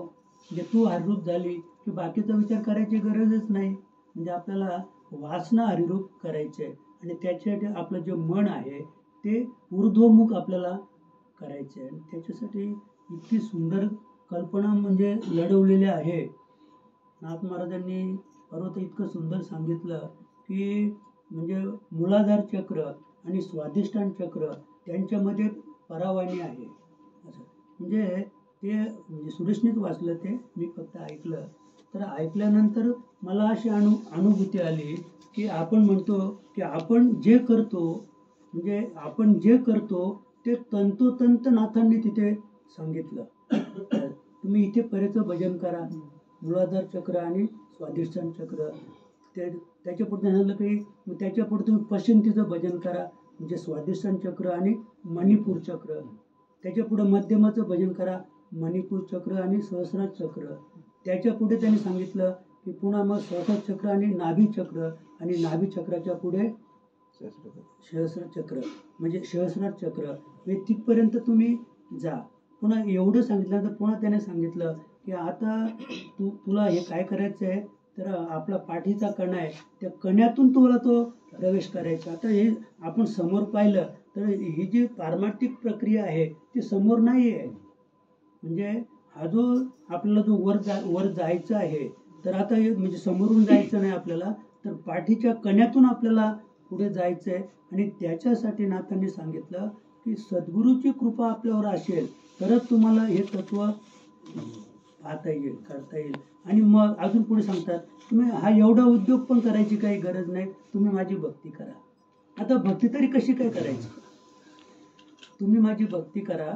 बाकी तुम्हाला बाकीचा उद्योग करायची, बाकी साधना करायची काही गरज, प्राणायाम करा आणि हे इकडनं डावे नागपूर घ्या ना, उजव्यात सोडा ना, उजवीत घ्या ना, डावे सोडा ना, कुंभ करा वगैरे, हे काही करायची गरज नाही आहे. नाथ महाराज सांगतात माझी भक्ती करा. भगवान सांगतात माझी भक्ती करा. पण भक्ती कशी करायची त्याचं वर्म एकदा आपल्याला कळलं. आता भक्तीपर्यंत पोचण्यासाठी हे एक आध्यात्मिक उत्तम साधन म्हणजे भगवंताने सांगितलेलं आहे. त्या साधनाने आपण भक्ती करून राहिलो थोडक्यात की मग ते साधनाचं जे फळ आहे ते आयतच फळ आपल्याला सद्गुरूच्या मुखातून प्राप्त झालेलं आहे. ज्या प्रक्रिया म्हणजे योगी जन करतात, याग करतात, यज्ञ करतात, तर ते आपल्याला सहज प्राप्त आहे. आणि ते जे सहज प्राप्त आहे, तर ते सहज प्राप्त असल्यामुळे त्याची किंमत आपल्याला कळत नाही. किंमत कळत नाही. मी नेहमी सांगतो का नाही की कुंडलिनी जागी झाल्याशिवाय साधकाची अवस्था होत नाही. पण तरी तो विचारतो कुंडलिनी काय आहे. तो साधक काय विचारतो की कुंडलिनी काय आहे, कुंडलिनी कशी जागी होईल, तिचं काय तिची काय स्थिती आहे. म्हणजे हे त्याला का कळत नाही, तर त्याचा तो जो अनुभव सिद्ध जो प्रकार आहे तो त्याला उमगला नाही. तर कुंडलिनी तशी जागीच होत नाही. म्हणजे सद्गुरूचं जे नाम आहे, सद्गुरूच्या मुखातून प्राप्त होणार जे नाम आहे, ते नाम इतकं शक्तिवर्धक आहे की नुसती अशी माझी ओढल्याबरोबर गवताची गंजी पेटून संपूर्ण जंगल खाक करून टाकते. तसं नुसती अशी म्हणजे त्या नामाची नुसती रेस अशी ओढली तर लगेच कुंडलिनी खडबडून जागी होते. म्हणजे इतकं सामर्थ्य त्या नामामध्ये आहे. पण अद्याप सुद्धा आपल्याला ते उमगलेलं नाही. म्हणून आपण अद्याप सुद्धा शासंक आहोत. अद्याप शासंक आहेत. प्रत्येकाला वाटते तो मला मिळलं पाहिजे, मला दिलं पाहिजे, मला भेटलं पाहिजे. आता मी तुम्हाला सांगायला गेलो तर आम्ही रोजच ते पाहतो. काल विषय गेला की ही कडी आहे. कालच सुरेशला मी बोललो का सुरेश, ही परमार्थामध्ये अध्यात्मामध्ये हीच भजनाची कडी आहे. आणि ही कडी सुरेशला मी बोललो सुद्धा, कारण ज्याला पहिला अभ्यास योग्य कळला नाही त्याला प्रबोध कळणार नाही, ज्याला प्रबोध उमगला नाही त्याला तिसरा कळणार नाही, ज्याला तिसरा नाही कळला तर चौथा कळणार नाही. मग त्याची नागवण होईल, त्या साधकाची पूर्ण नागवण होईल. म्हणून नागवण करून घेण्यापेक्षा आपण प्रबोधवर सुखी राहा. असं सगळ्यात श्रेष्ठ भजन आहे प्रबोधचं. प्रबोध तुम्हाला त्या परमात्म्यालाच नेऊन भेटवील. त्याच्या पुढे कदाचित आपली नागवण होईल, पुन्हा जन्म आपल्याला घ्यावा लागेल. आणि आतापर्यंत जे संत मंत होऊन गेले किंवा आज जे योगी तपी जपी आहेत ते सगळे तिसऱ्या स्टेपला फसलेले लोक आहेत. ते सगळे फसलेले लोक आहेत. आणि म्हणून फसायचं नसेल तर प्रबोधला थांबा, तिथेच म्हणजे विश्वास ठेवा. आणि म्हणून की सगळ्यात श्रेष्ठ उपासक म्हणजे प्रभू रामचंद्रचे हनुमंतराया, नाही का. कारण सगळ्यात खरी जर सेवा केली असेल तर हनुमंतरायाने केली. मग हनुमंतरायाला प्रबोधला ठेवले ना, म्हणून ते चिरंजीव पदात का बसलेत. हनुमंतराय चिरंजीव पदात का बसले तर त्यांना प्रबोधलाच ठेवले. आणि प्रबोधला ठेवल्यामुळं लक्ष्मणाला वाचवता आला. कारण प्रबोध ही इतकी महान शक्ती आहे की याच शक्तीने चांगदेवाने 100 वेळा यम हटवला. 100 नाही 1400 वेळा यम हटवला प्रबोधच्या शक्तीमुळे. असं आहे. जेव्हा त्यांना म्हणजे मुक्ताबाईने पुढचा बोध केला तेव्हा त्याने सांगितलं की आता मला मरायचं कसं ते सांगा, कसं मरायचं ते सांगा मला. असं आहे. म्हणजे मुक्ताबाईने गुरुपुत्र झालो मुक्ताईचा. असं आहे. म्हणजे चांगदेव महाराज म्हणजे तिथे इतकी हे करतात की मी धन्य झालो आज. यस म्हणजे 10 वर्षाचे तेव्हा माझी मुक्ताई 10 वर्षाचं लेकरू आणि चांगदेवाने तिला मानिले रे गुरु. असं म्हणजे 10 वर्षाचं ती मुक्ताई होती, तिने चांगदेवाला बोध केला. असं आहे. आणि 14 वेळा यम हटवला. ते तत्व पटवून दिलं. तेव्हा त्याच्या लक्षात आलं की आतापर्यंत आपण उसाच्या शेजारी एरंड वाढला, तशी गत झाली माझी. उगीच 14 वेळेला मी यम हटवला, म्हणजे पहिल्याच वेळेला मी जायला पाहिजे होतो. असं आहे. म्हणजे अशी परमार्थाची प्रक्रिया आहे. आणि श्रद्धावनम लभ्यते ज्ञानम, श्रद्धा आपली श्रेष्ठ आहे. सद्गुरूची कृपा आपल्याला बहाल करायची. सद्गुरूची कृपा बहाल केली तर ज्या साधकाच्या मस्तकावर सद्गुरूने हात ठेवला त्याच वेळेला तो साधक, त्या साधकाचा उद्धार झालेला आहे. त्या जीवाचा उद्धार त्याच दिवशी झालेला आहे. फक्त आपल्या ठिकाणी जी शंका शिल्लक आहे त्या शंकेमुळे आपण गोते खातो. असं आहे. समान गुण गुणसाम्य, सूक्ष्म विचार तो अगम्य, सूक्ष्म साधू जाणते प्रणम्य, तया समस्तांशी द्विधा भासते शरीर, वामांग दक्षिणांग विचार, तोची अर्धनारी नटेश्वर पिंडी ओळखावा, तोची प्रकृती पुरुष जाणीजे, शिवभक्ती ओळखीजे, षडगुणेश्वर बोलीजे, तया कर्दमाशी, तयाशीच म्हणिजे महत्त्व, जेणे त्रिगुणाचे गुढत्व, अर्धमात्रा शुद्ध तत्व गुणक्षोभिनी, त्रिगुणे चालते शरीर, प्रत्यक्षे दिसतो विचार, मुळीच्या कर्दमाचे शरीर ऐसे जाणावे. मन माया आणि जीव आई दिसतो स्वभाव, 14 नामांचा अभिप्राव पिंडी पहावा. पिंड पडता अवघेची जाते, परंतु परब्रह्म राहते, शाश्वत समजोनी मग ते दृढ धरावे. इतकं सुंदर त्याने सांगितलं की पिंडीतेच ब्रह्मांड आहे, या सगळ्या गोष्टी खऱ्या आहेत. पण एकदा हे शरीर पडलं तरी म्हणजे जो आत्मा आहे, आता इथे जरी मी परमात्मा शब्द वापरलाय, पण देहामध्ये काय आहे, पिंडामध्ये आत्मा आहे आणि परमात्मा हा ब्रह्मांडात आहे, असं आहे.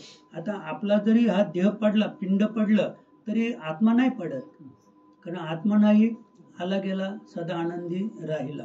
पण जोपर्यंत आत्मा इथेच आहे तोपर्यंत तो मुक्त होणार नाही, असं आहे. आता आपण रात्रीच विषय झाला ना, सूर्याचं उदाहरण सांगितलं की डबका आहे आणि डबक्यात सूर्याचं प्रतिबिंब पडलेलं आहे.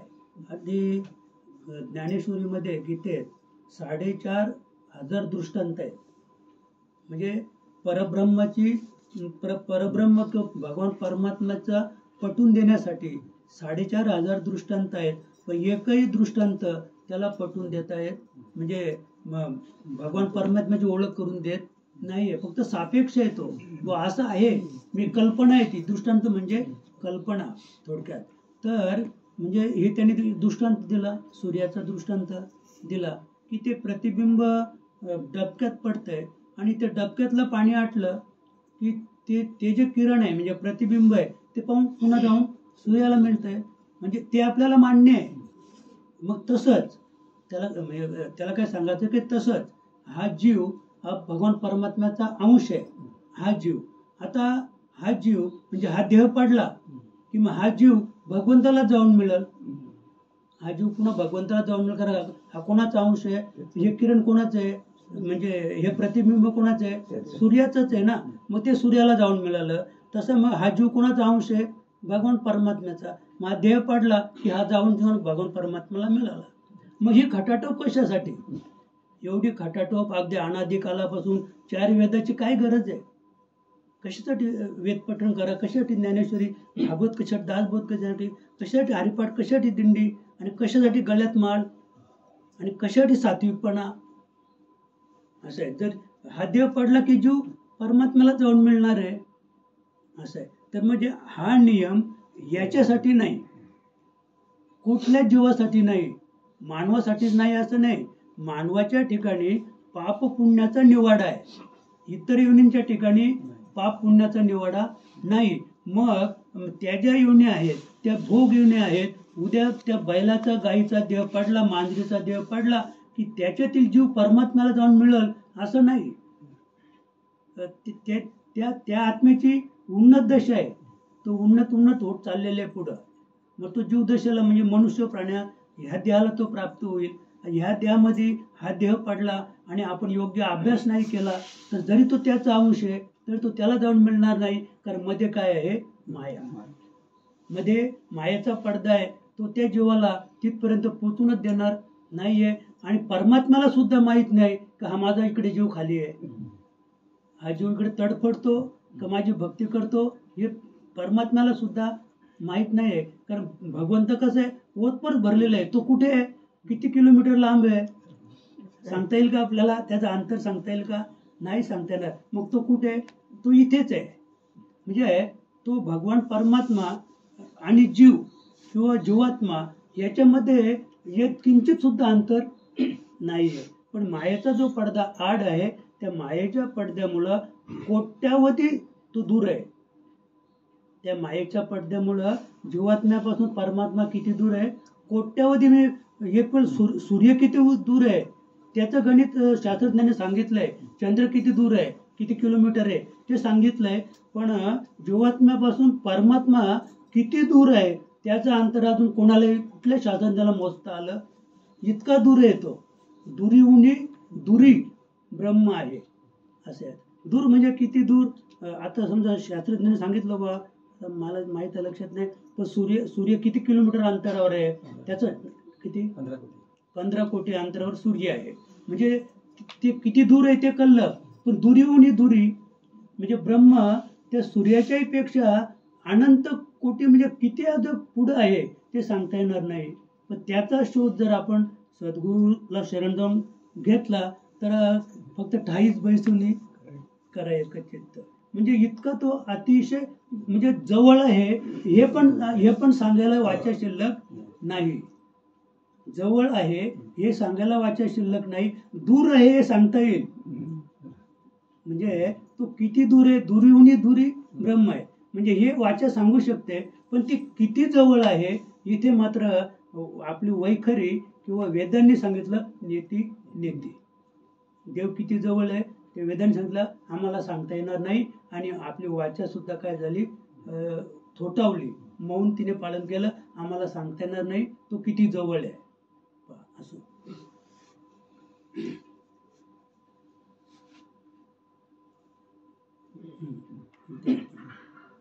या संपलेल्या आता. परंतु परब्रह्म राहते शाश्वत समजून मग ते दृढ धरावे.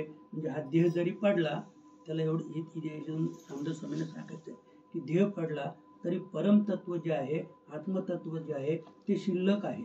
आणि ते जे शिल्लक आहे त्या शिल्लक परमतत्वाचा, आत्मतत्वाचा आपल्याला अभ्यास करून आणि तिथे आपल्याला थांबायचं आहे. इति श्री दासबोधे गुरु शिष्य संवादे सूक्ष्म निरूपण नाम समास नवम. असं मी आता जे आत्मस्वरूप आहे ते अति सूक्ष्म आहे. आणि ते सूक्ष्म म्हणजे थोडक्यात की इथे मूळ कारण आहे वासना. लिंगदेहाचं मूळ कारण आहे वासना.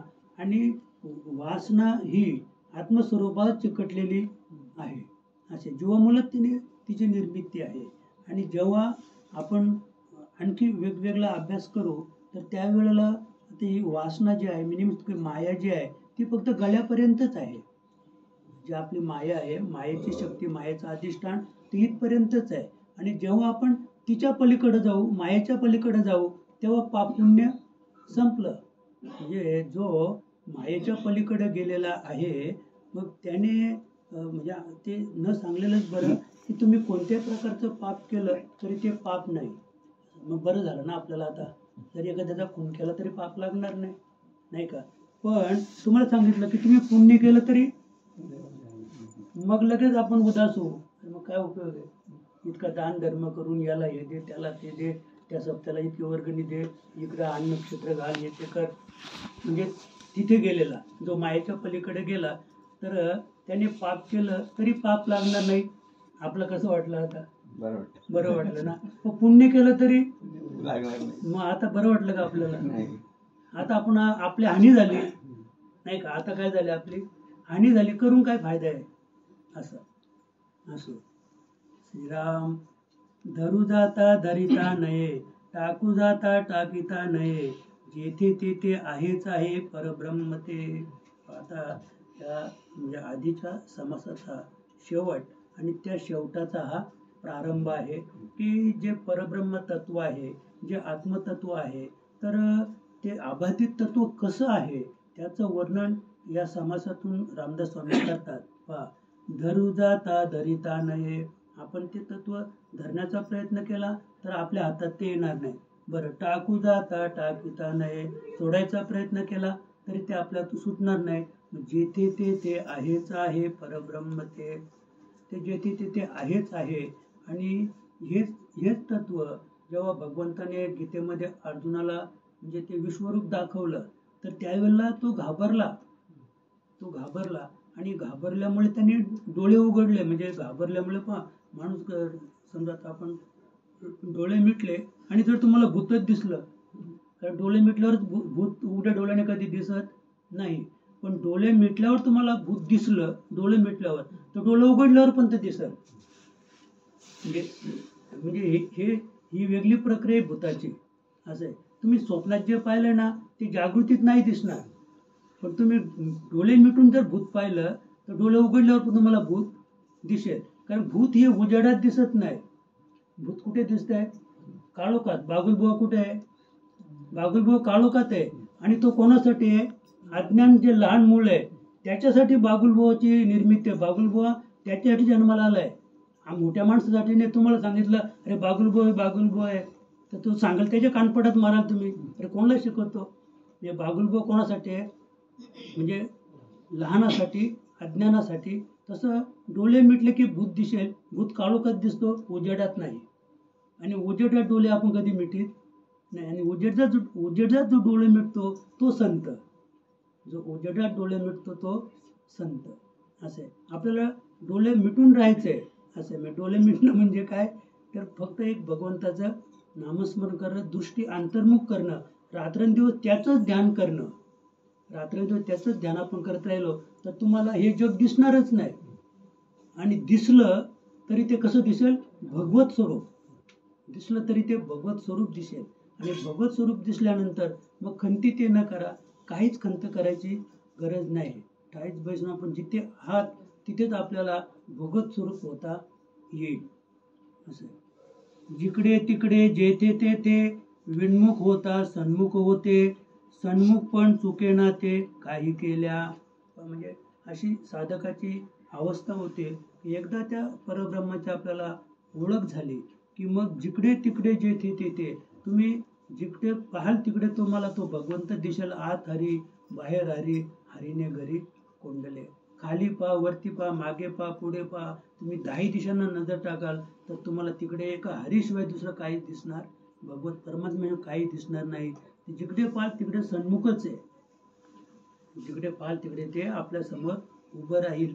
की जी अवस्था थोडक्यात की पार्वती मातेची नागवण झाली. असं आहे. मी पार्वती माता भगवान शंकरला प्रश्न विचारते की तुम्ही ध्यान कुणाचे करता? तर म्हणे मी प्रभू रामाचे. त्या रामाचे जो बाईल वेडा आहे सीतेसाठी तो वृक्ष वल्लीना दगडांना माझी सीता माझी सीता माझी सीता त्याचं तुम्ही ध्यान करता महादेव? अगं म्हणे तसं नाही आहे. तुला ते तत्व आधी उमगलं नाही. श्रीराम तत्व काय आहे? तरी तिचा संशय नाही फिटत. मग देवाने सांगितलं का चला आपण प्रत्यक्ष अनुभूतीच घेऊया. मग तिने सीतेचं रूप घेतलं पार्वतीने आणि देवाच्या पुढे गेली. आणि हा प्रभू राम हा काय करत होता? म्हणजे सीता सीता सीता. मग तिला वाटलं सीतेचं रूप. म्हणे देवा तुझ्या पुढे मी सीता उभी आहे. तर देव फिरले. देवाने काय केली? त्या सीतेकडे पाठ केली. मायावी सीता पार्वती रूप घेतलेली पाठ केली. तर सीता पुन्हा पुढून गेली. सन्मुख. मला काय सांगायचंय? सन्मुख. पुन्हा ती सन्मुख पुढे आली. अहो म्हणे मी सीता आहे ना तुमच्या पुढे. तर देवाने पुन्हा आणखी दिशा बदलली. पुन्हा त्या दिशेला आली. सन्मुख आली. मला हे सांगायचंय की ती सन्मुख 10 दिशांना सन्मुख झाली. तरी हा डोळे उघडीत नाही. अरे देवा डोळे उघड, मी सीता आहे. तेव्हा हल्ली डोळे उघडले आणि मग विचारलं आई तुकाई तू का आलीस इथे? मग त्या तुकाईने प्रभू रामाचे पाय धरले. मला तुम्ही ओळखलात थोडक्यात. तर असं म्हणजे हे जे परमतत्व आहे ते कसं आहे? सदा सन्मुख आहे. म्हणजे रामदास स्वामींनी हे सांगायचंय की ते सन्मुखच आहे. आपल्या समोरच येते. ते म्हणजे ते ओतप्रोत भरल्यामुळं ते पाठीपोठी किंवा 10 दिशांना नाही तर ते आपल्या सन्मुखच आहे. बैसले माणूस उठून गेले तेथे आकाशाची राहिले. आकाश चौकडे पाहिले तरी सन्मुखची आहे. आता इथे आपण बसलोय. इथे आपण कुठे आहोत? आकाशातच आहोत. पण आपण ठरवलं आकाशात नाही राहायचं. आकाशात नाही राहायचं मग ओटेवर जाऊन बसला. किसन बाबांच्या इथे आकाशात आहोत ना आपण. तो ओटेवर जाऊन बसला. मग आता तिथे आकाश नाही का? तिथे कुठे बसलाय तो? आकाशातच बसलाय. म्हणजे तसा म्हणजे तुम्ही आकाशापासून वेगळं होण्याचा प्रयत्न केला तर आकाश हा तुमच्या सन्मुखच आहे. तुम्ही जिथे बसाल जिथे जाल तिथे तुमच्या समोरच आकाश आहे. म्हणजे सुंदर दाखला देऊन राहिलेले आहेत. जिकडे प्राणी पळवणी जाते तिकडे आकाशही भोवते. भले आकाशा बाहेर ते कैसे जावे. म्हणजे आपण आकाशापासून वेगळे होण्याचा प्रयत्न केला, पळण्याचा प्रयत्न केला तर आपल्याला आकाशापासून वेगळं होता येणार नाही किंवा आकाशाच्या बाहेर पळून जाता येणार नाही. आणि हेच तत्व आपल्याला न उमगल्यामुळं आपण दारू पितो, तंबाखू खातो, चोरी करतो, माऱ्या करतो, हे कशामुळं? तर आपल्याला ते आत्मतत्व अद्याप उकळलेलं किंवा कळलेलं नाहीये. आपण फसवण्याचा प्रयत्न करतो कुणाला? म्हणजे मानवाला. असं आता इथे समजा किसन बाबांची वस्तू पडले इथं, मग आम्ही ठरवलं चोरली पाहिजे, पण मग किसन बाबांना दिसतं कामा नाही. मग आता किसन बाबा इथे नाहीत तेव्हा ती वस्तू त्याने चोरून नेली. असं वस्तू चोरून नेली, पण तत्व असं आहे की तुमच्या आत्म्याला ते चोरून करा. त्या आत्म्याला कळलं की नाही, तुमच्या मनाला नाही उमगलं काय? आयुष्यभर ते मन सांगतंय की तो अमुक चोरी केलेली आहे, आणि ज्याने चोरी केलेली आहे तो साव आहे. तो सांगतो माझं आयुष्य गेलं पण मी अद्याप चोरी केलेली नाही. हे कुणाला सांगतो? ज्याने पाहिलं नाही त्याला. आणि ज्याने पाहिलं त्याला सांग. आम्ही कोणाला सांगतोय? ज्याने पाहिलं नाही त्याला सांगतो, का त्याला हे माहिती आहे की मला कोणी पाहिलं नाही, पण ज्याने पाहिलं त्याला सांग. आता हे कोणी पाहिलंय? आपल्या मनाने किंवा आपल्या आत्मरूपाने पाहिलंय. त्या आत्म्याला सांग की मी कधीच चोरी केलेली नाही. असं हे सत्य, त्रिवार सत्य आहे की आत्म्यापासून कोणतीही गोष्ट लपवून ठेवू नका. माणसापासून जेवढ्या गोष्टी आपण लपवल्या किंवा प्रत्यक्ष केल्या त्या सगळ्या खोट्या आहेत आणि मिथ्या आहेत. आणि ते सत्य आहे की आपण भगवान परमात्म्याशी किंवा आपल्या आत्मस्वरूपाशी लीन होऊन केल्या. ती गोष्ट जरी चुकीची असेल किंवा खोटी असेल तरी ती काय आहे? सत्य आहे. ती त्रिवार सत्य आहे. असं जिकडे तिकडे प्राणी पाये तिकडे ते सन्मुखची आहे. समस्तांचे मस्तकी राये माध्यांनी मार्तंड जैसा. जसं आता दुपारची 12 वाजण्याची वेळ आहे, तर मार्तंड म्हणजे सूर्य हा प्रत्येकाच्या डोक्यावर आहे. तसं तुम्ही जिकडे जाल तिकडे आकाश तुमच्या बरोबरच आहे. परी तो आहे एकदेशी द्रष्टांत न घडे वस्तुशी. काही एक चमत्काराशी देवनी पाहिले. आता इथे रामदास स्वामींनी ते उदाहरण दिलं, सूर्याचं उदाहरण दिलं, आकाशाचं उदाहरण दिलं. पुन्हा ते पुढे सांगतात की ही जी उदाहरणं आहेत, हे जे दृष्टांत आहेत, हे वस्तुशी नाही. कारण सूर्य हा एकदेशी आहे. जरी तो 12 वाजता तुमच्या डोक्यावर आहे, आता तो तुमच्या डोक्यावर आहे, पण कालांतराने तो बाजूला जाईल, आणखी काही काळाने तो मावळला जाईल, अंधार पडेल, नाही का? म्हणजे हे उदाहरण वस्तुशी नाही. किंवा आकाश जे आहे ते जरी ओतप्रोत भरलेलं आहे आकाश, पण त्याला सुद्धा कड आहे. मी नेहमी आपण आकाश कशाला म्हणतो? की आमच्या दृष्टीची धाव जिथे संपली, त्याला क्षितिज म्हणतात. आता आकाश हे डोंगराला कुठेतरी टेकलेलं आहे. आकाश कसं दिसतंय? ताशासारखं. आकाश कसं दिसतंय? आता तुम्ही पूर्वेकडे पाहिलं तरी टेकलेलं आहे, तुम्ही चारी दिशांना पाहिलं तरी आकाश टेकलेलं आहे, आणि ऊर्ध्व पण तो कुठेतरी टेकलेलं आहे, आकाश वरती पण टेकलेलं आहे.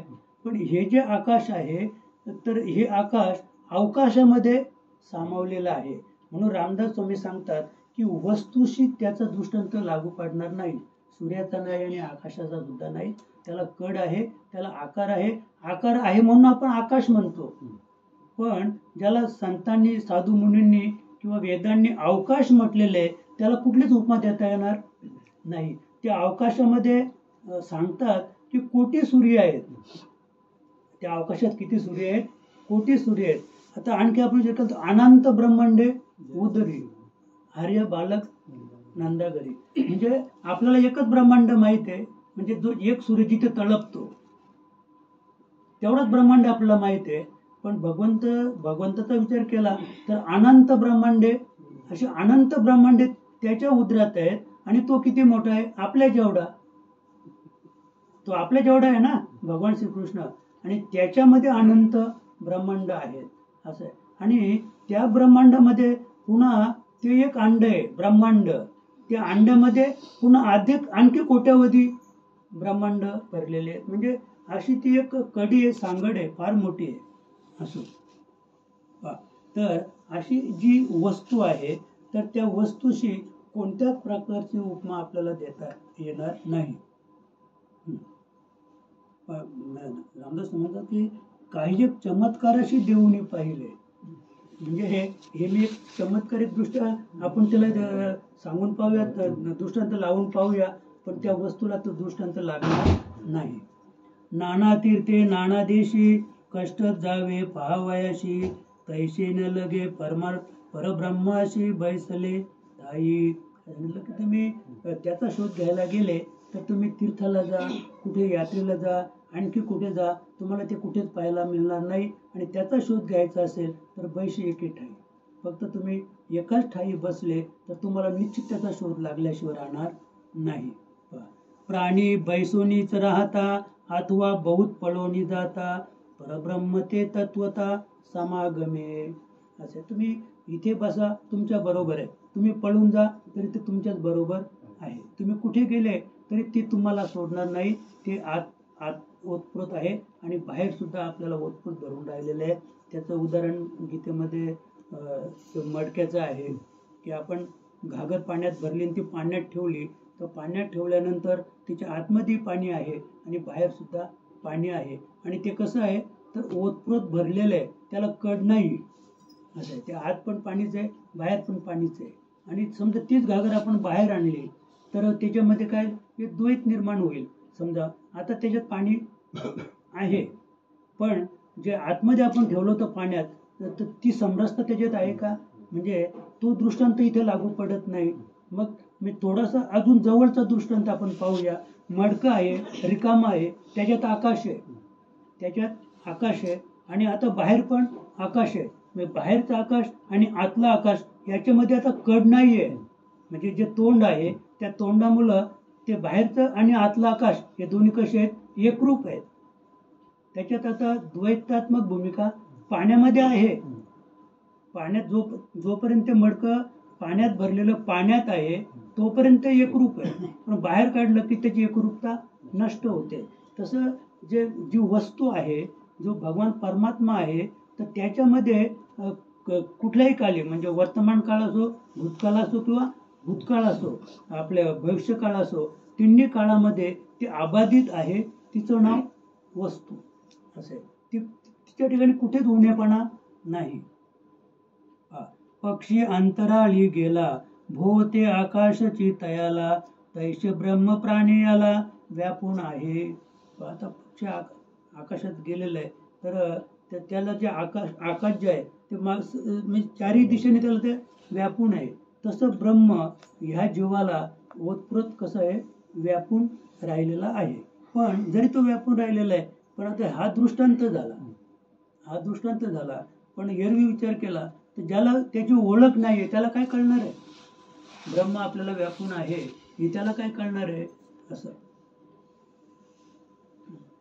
ब्रह्म पोकळ घनदाट ब्रह्म शेवटाचा शेवट ज्याशी त्याशी ब्रह्म नीट सर्व काळ. हे सगळं म्हणजे रामदास स्वामी जे विमल ब्रह्म आहे त्या विमल ब्रह्माची ही माहिती देऊन राहिलेली आहे की ते पोकळ आहे, ते घनदाट आहे, त्याचा शेवट कुठेच नाही आहे. म्हणजे त्याचा शेवट नाही, त्याचा आधी तरी आहे का? ज्याला आधी नाही किंवा ज्याला आधी आहे त्याला मध्य पण आहे आणि शेवट पण आहे. ज्याला शेवट नाही त्याला आधी पण नाही. म्हणजे नेमकं ब्रह्म कसं आहे हे सांगताच येणार नाही. त्याला विमल ब्रह्म म्हणतात. विमल ब्रह्म म्हणजे जे नाही. बरं, नाही तर ते आहे, मी त्याची सत्ता अबाधित आहे असं जे ब्रह्म आहे त्याला विमल ब्रह्म म्हणतात. आता ब्रह्मसत्ता आहे तर ब्रह्मसत्ता ही आपण आजमावू शकतो. पण विमल ब्रह्मसत्ता जी आहे तर तिला काय म्हणजे आधी नाही आणि मध्य अंत काहीच तिला नाहीये. म्हणजे असं जे ब्रह्म आहे त्याला शास्त्राने किंवा रामदास स्वामीने विमल ब्रह्म अशी संज्ञा दिलेली आहे. दृश्य सबाह्य अंतरी ब्रह्म दाटले ब्रह्मांड उदरी अरे त्या विमलाची सरी कोणास द्यावी. असे मी ब्रह्म जे आहे ते अशा स्वरूपाचं आहे, आत आहे, बाहेर आहे, त्याच्यात ब्रह्मांड पण आहे आणि ते ब्रह्मांडात पण आहे. असे आता ते ब्रह्मांडात सामावलेलं आहे आणि ब्रह्मांडाच्या ते बाहेर पण आहे. पण आता आपण म्हणजे बाकीचा विचार आपण जर केला, समजा आपण मडक्याचा विचार केला तर त्याच्यात जे आकाश आहे ते मडक्याच्या आकाराचं आहे. पण त्याच्यात जे पाणी आहे तर ते त्या मडक्याच्या आतल्या आकाराचं आहे. पण हे जे विमल ब्रह्म जे आहे ते आतमध्ये जरी ते कुठे ब्रह्मांडा माजारी, मग ब्रह्मांडाचा आकार सांगा. ब्रह्मांडाचा आकार सांगता येईल का? आपल्याला मडक्याचा आकार सांगता येईल. आता या घरामध्ये आकाश कसं आहे ते आपण सांगू शकतो. दिसतंय ना, एवढंच आकाश आहे. त्याचं मला वाटतं आयताकृती आकाश आहे. या घरामध्ये आकाश कसं आहे? आयताकृती आहे. मग ब्रह्मांड कसं आहे?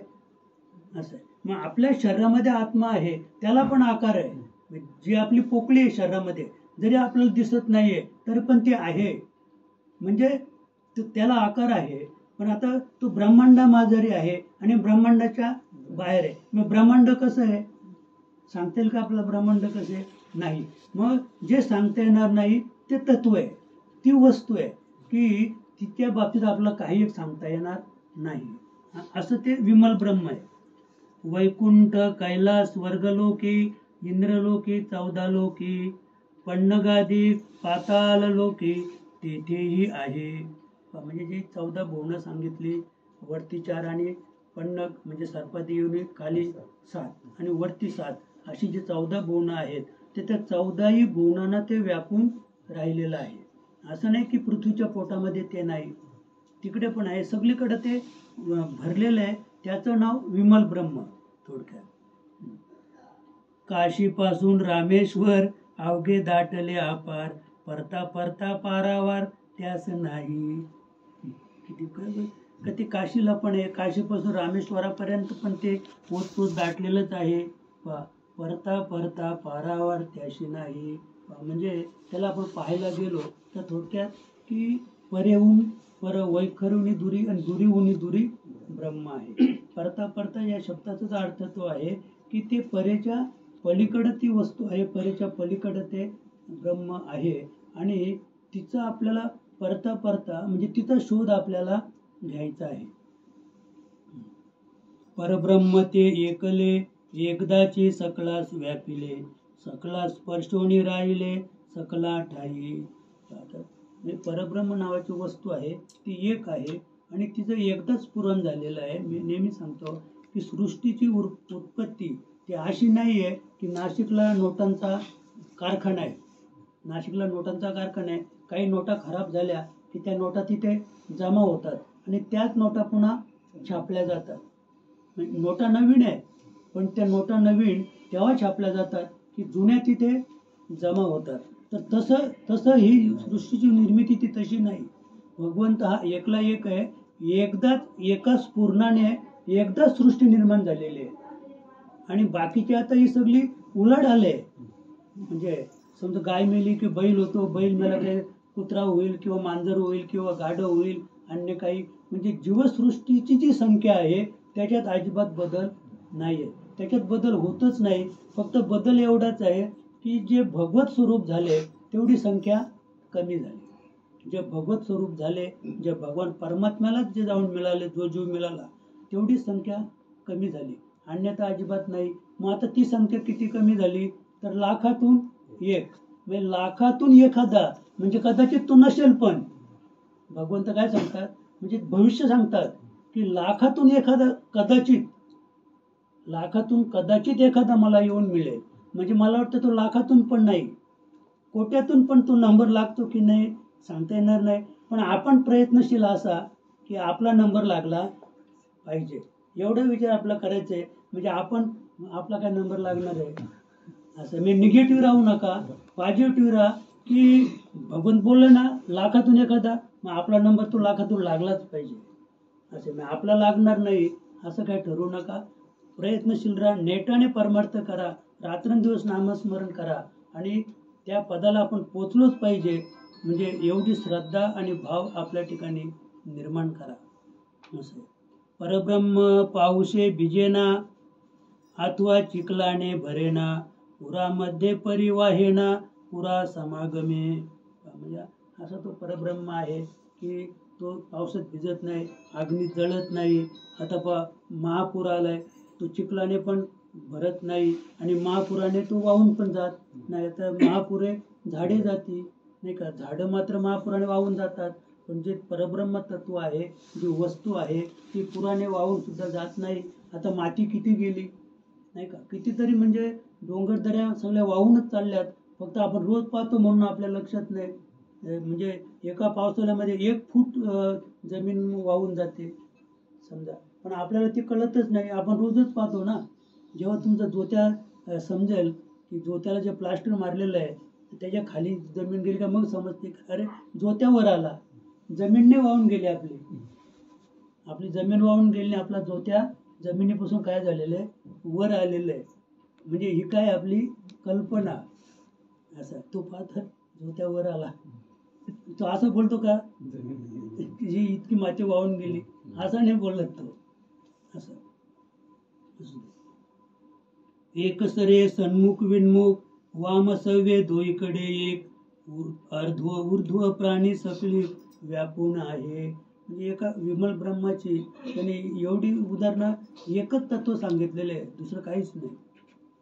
आकाशाचा डोहो भरला कदापि नाही उचंबळला, असंभाव्य पसरला जिकडे तिकडे. असं माहित आहे. आकाशामध्ये डोह म्हणजे पाण्याचं थोडक्यात. आता आकाशात डोह भरेल का, नाहीच. मग आकाशात डोह भरलेला आहे, पण तो कसला आहे, हवेचाच आहे, वातावरणाचा आहे. मग त्याचं काय झालं की कदापि नाही उचंबळला. आता त्याला ते लाठा येतीलच कशा काय, म्हणजे हवेवर लाठा येतील का आकाशामध्ये. म्हणजे मग तुम्ही म्हणाल मग आता इथे वारा वाहतो तो पृथ्वीवर वाहतो. आकाश निश्चल आहे. आकाशात जो वारा आहे, आकाशात जो हवा आहे, ती हवा कशी आहे, निश्चल आहे. आणि जिथे आपला स्पर्श करते जाणवते, तर ते काय आहे, थोडक्यात लाटा या समुद्रावरच उसळतात. तशी हवा ही पृथ्वीवरच जाणवते. पृथ्वीवरच ती वाऱ्याच्या रूपाने आपल्याला चक्रीवादळ आला, चक्रीवादळ, हा चक्रीवादळ फक्त पृथ्वीवर आहे, आकाशात नाही. तिकडे तो निश्चल आहे. तर ते काय आहे, आकाश म्हणजे काय, ते अवकाश आहे. असं त्याच्यात काहीच नाही. असं एक जिनशी गगन उदास ते नाही दृश्यभास, भाषेवी निराभास परब्रह्म जाणावे. किती सुंदर सांगितलंय की एक जिनशी गगन उदास. असं आहे, गगन म्हणजे आकाश थोडक्यात. तर ते एक जिनशी आहे आणि एक जिनशी आहे म्हणून ते आपल्याला दिसतंय. गगन आपल्याला दिसतंय, गगनात आलेले ढग आपल्याला दिसतात. असं आहे. गगनामध्ये चंद्र पळताना दिसतो, सूर्य पण चालताना दिसतो. वास्तविक तसं आहे का, म्हणजे सूर्य पळतो का, चंद्र चालतो का. पण रात्रीचे ढग इकडे म्हणजे पूर्वेकडून पश्चिमेकडे ढग पळायला लागले की चंद्र पश्चिमेकडे पळतो, नाही का. असं आहे. म्हणजे हा काय आपल्या दृष्टीचा एक भास आहे. असं आहे. म्हणजे वास्तविक पळतात ढग, पण ढग दिसतात का. किंवा आपण लोकलमध्ये बसा, दरवाज्यात उभे राहा, तर आपल्याला झाडं पळताना दिसतात. आपण कसाऱ्याकडे चाललोय ना, तर कसाऱ्याकडची झाडं कल्याणला चालल्यात, नाही का. म्हणजे हा काय दृष्टीचा भास आहे. असं आहे. तसं या ठिकाणी म्हणजे रामदास स्वामी सांगतात की भाषेहून निराभास परब्रह्म जाणावे. असं आहे. म्हणजे आपल्याला झालेला भास आहे, पण तो निराभास आहे, ते परब्रह्म तत्व आहे की जे भासमान नाही. संत साधू महानुभावा देव दानव मानवा, ब्रह्म सकलांशी विसावा विश्रांती ठाव. कोणेकडे शेवटा जावे, कोणेकडे काय पहावे, असंभाव्य ते नेमावे काय म्हणोनी. स्थूल नव्हे सूक्ष्म नव्हे, काही एकासारखे नव्हे, ज्ञानदृष्टी नव्हे समाधान. असे ते स्थूल नाही, सूक्ष्म नाही. आणि ते पाहायचं असेल तर आपल्याला त्याचं ज्ञान झालं पाहिजे. आणि त्या वस्तूचं आपल्याला जेव्हा ज्ञान होईल त्यावेळेला आपल्याला समाधान प्राप्त होईल. असे पिंड ब्रह्मांड निरास, मग ते ब्रह्म निराभास, येथून तेत्वरी अवकाश भकास रूप. आता त्यांनी सुंदर सांगितलं की पिंड आणि ब्रह्मांड, पिंडाचा आणि ब्रह्मांडाचं दोन्हीचं निराश करायचं आहे. का पिंड आकारात आहे आणि ब्रह्मांड सुद्धा, ब्रह्मांडाला पण आकार आहे. असं आहे. म्हणजे ब्रह्मांड जे आहे, ब्रह्मांड म्हणजे ते थोडक्यात की ते अंड्यासारखं आहे. पण मला वाटतं पिंड अंड्यासारखं आपण पाहतो का, पिंड अंड्यासारखं नाही आहे. पण पिंडी ते ब्रह्मांडी, म्हणजे ब्रह्मांड हे अंड्यासारखं आहे थोडक्यात सांगायचं म्हणजे. आणि मग त्यांनी सुंदर सांगितलं पिंड ब्रह्मांड निराश. असं मी पिंडाचा निराश केला की ब्रह्मांडाचा निराश होईल. म्हणजे ब्रह्मांडाचा निराश आपण करायचा नाही आणि तो आपल्याला होणार सुद्धा नाही. म्हणजे याचा निराश झाला, ही पाच तत्व जे आहेत, तर ही पाच तत्व पाचांना वाटून दिली की ब्रह्मांडाचा निराश झाला, ब्रह्मांड शिल्लकच नाही आहे. म्हणजे थोडक्यात की पिंडामुळं ब्रह्मांड आहे आणि ब्रह्मांडमुळं याला पिंड संज्ञा आहे, बाकी काहीच नाही.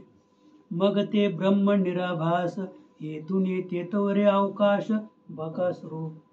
म्हणजे या पिंड ब्रह्मांडाचा निराश झाला की मग ब्रह्म पण निराभास असे. मग आता आपल्याला ब्रह्म म्हटलं की ते सुद्धा एक विशिष्ट आकार त्याला आहे. मग ते निराभास होईल आणि ते निराभास झालं की मग तेथवरी अवकाश असे. आता अवकाश जे आहे तर अवकाशाची आपल्याला कुठल्याच प्रकारची गणती करता येणार नाहीये. मग ते जे अवकाश आहे ते भकास रूप असं आहे. म्हणजे अवकाश ते भकास म्हणजे काहीच राहिलेलं नाहीये. ब्रह्म व्यापक हे तो खरे, दृश्य आहे तो हे उत्तरे, व्यापेविण कोण्या प्रकारे व्यापक म्हणावे. ब्रह्म हे व्यापक आहे. आपण म्हणतो की सर्व घटी राम देहादेय, म्हणजे ते काय आहे, व्यापक आहे. प्रत्येक घटाघटात ते म्हणजे व्यापून राहिलेलं आहे. म्हणजे हे खरं आहे. पण दृश्य आहे तो हे उत्तर आहे असं आहे. पण मग तो दृश्य आहे त्याचं उत्तर आहे. व्यापेविण कोण्या प्रकारे व्यापक म्हणावे असं आहे. मग ते व्यापक नसेल तर त्याला व्यापक म्हणता येणार नाही. आणि जे व्यापक आहे ते दृश्यामध्ये मोडतंय, हे त्याचं उत्तर आहे असं. ब्रह्माशी शब्दची लागेना, कल्पना कल्पू शकेना, कल्पनातीत निरंजना विवेके ओळखावे. म्हणजे ते आता इथे यावं हे सांगितलं. पुन्हा म्हणजे आता ब्रह्म जे आहे त्याला कोणत्याही आपल्या शब्दाने त्याचं वर्णन करता येणार नाही. जे शब्दाने वर्णन करता येत नाही ते ब्रह्म. म्हणजे ब्रह्म हे शब्दातीत आहे.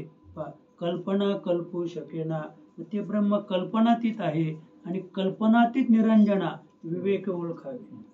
अशी जी कल्पनातीत जी वस्तू आहे तिची ओळख करण्यासाठी आपल्याला काय करायचे, निरंजनामध्ये जायचे. म्हणजे जी निरंजन शक्ती आहे, जी निरंजन वस्तू आहे ती निरंजनामध्येच आहे. म्हणून निरंजनी निरंतर राहिलोशी तुकोबरा सांगतात असं. शुद्ध सार श्रवण, शुद्ध प्रत्ययाचे मनन, विज्ञाने पावता उन्मन सहजची होते. पुन्हा आपण मुळावर आलो की शुद्ध सार आपल्याला ते श्रवण केलं पाहिजे. म्हणजे आपण त्याचा विचार केला पाहिजे, ते ऐकलं पाहिजे. शुद्ध प्रत्ययाचे मनन, जे श्रवण केलं त्याचं आपण मनन केलं पाहिजे. आणि मनन करून विज्ञानी पावता उन्मन सहजची होते. ते मनन केलेलं ज्ञान आहे ते विज्ञान स्थितीला प्राप्त होईल. आणि विज्ञान स्थिती म्हणजे उन्मन अवस्था असं. मग ती उन्मन स्थिती सहज होते कधी, म्हणजे ज्ञानातून आपलं जेव्हा विज्ञान म्हणजे काय तर प्रत्यक्ष अनुभूती.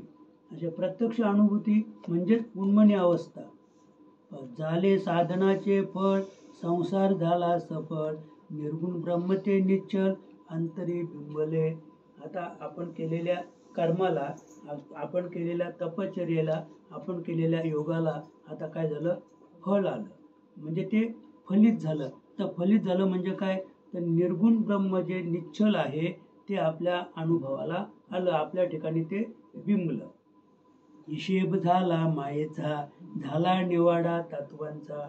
आता इथे मायेचा हिसाब झाला म्हणजे आता माया शिल्लकच राहिलेली नाही. आता तुझा हिसाबच झाला. हिसाब झाला म्हणजे काय, तू संपलास, हिसाबच झाला. तसं इथे हिशोब झाला मायेचा, म्हणजे आता माया शिल्लक राहिली नाही, मायेचा हिसाबच झाला. आणि झाला निवाडा तत्वांचा. आणि मायेचा हिसाब झाल्यामुळं, कारण ही जी पंचतत्व आहेत किंवा त्रिगुण आहेत हे मायेच्या अधीन आहेत. आता मायेचाच हिसाब झाल्यामुळं आता तत्वांचा निवाडा आपोआपच झाला. आता त्यांना तू आकाशात जा, तू पाण्यात जा, तू जलात जा, तू वायूत जा, नाही तर पृथ्वीत जा हे सांगायची गरज नाही. कारण ही पाच कशामुळे एकत्र आले, मायेमुळं. ही मायेमुळे एकत्र आली, मायेमुळे त्यांना ही संज्ञा प्राप्त झाली. आता मायेचाच निवाडा झाला तर आता या पाच तत्वाचा आपोआपच त्यांचा विचार करायची गरज नाही आपल्याला. साध्य होता साधनांचा ठाव नाही. म्हणजे हे एकदा म्हणजे साध्य झालं की साधनांचा ठाव नाही. म्हणजे साधनांची आपल्याला कोणत्या प्रकारे साधना करायची गरज राहिलेली नाहीये, कारण मायाच संपलेली आहे असं. आणि साधनं ही मायेमुळंच आहेत. माया आपल्याला करण्यासाठी आपल्याला साधनं करायची आहेत. स्वप्नी जे जे देखिले ते ते जागृतीत उडाले, सहजची अनिर्वाच्य झाले, बोलता नये. आपण जे स्वप्नात पाहतो ते जाग झाल्यावर नाहीच असे. तसं या ठिकाणी रामदास स्वामी सांगतात की जे अनिर्वाच्य संज्ञा आहे ते आता सांगता येणार नाही, बोलता येणार नाही असं. ऐशे हे विवेके जाणावे, प्रत्यये खुणेशी बाणावे, जन्म मृत्यूच्या नावे शून्याकार. आणि आपली जी खटाटोप आहे, संतांची जी खटाटोप आहे, ती एका वस्तूसाठी जन्म मृत्यूची राहटी चुकवणं, या व्यतिरिक्त ह्या देवाला शरण जा, त्या देवाला शरण जा, आणि हा देव प्रसन्न करा, तो देव प्रसन्न करा, हा कुठलाच खटाटोप आपल्याला करायचा नाही. आपल्याला आत्मस्वरूपाची ओळख आणि आत्मस्वरूपाची ओळख करणं, त्याची फलश्रुती आहे जन्म मृत्यूची राहटी चुकवणं. या व्यतिरिक्त जगात दुसरं आपल्याला काहीच करायचं नाही. म्हणजे जन्म मृत्यूच्या नावे शून्याकार. फक्त जन्म मृत्यूची राहटी आपल्याला आता इथे चुकली कशामुळं, तर आपल्या ठिकाणी तो विवेक जागा झाला, आपल्याला ब्रह्म काय आहे त्याची ओळख झाली, आणि ब्रह्माची ओळख झाल्यामुळं जन्म मृत्यूवर शून्य पडला, जन्म मृत्यूची राहटी आपली चुकली. भक्ताचे स्वाभिमाने कृपा केली दाशरथीने, समर्थ कृपेची वचने तो हा दासबोध. किती सुंदर रामदास स्वामी सांगतात की अशा प्रकारे दाशरथीने म्हणजे दशरथ पुत्र प्रभू रामाने माझ्यावर कृपा केली, आणि कृपा केल्यामुळे त्या कृपेचं हे फळ म्हणजे दासबोध नावाचा ग्रंथ. 20 दशक दासबोध श्रवणद्वारे घेता शोध, म्हणन करत्यात विशद परमार्थ होतो. परमार्थाचं सूत्र याच्या सुंदर दासबोधात लिहिलेलं आहे. आपल्याला परमार्थ कळवून घ्यायचा असेल तर आपण दासबोध वाचला पाहिजे. 20 दशक 200 समास, साधके पाहावे सावकाश, विवर्ता विशेष विशेष कळू लागे.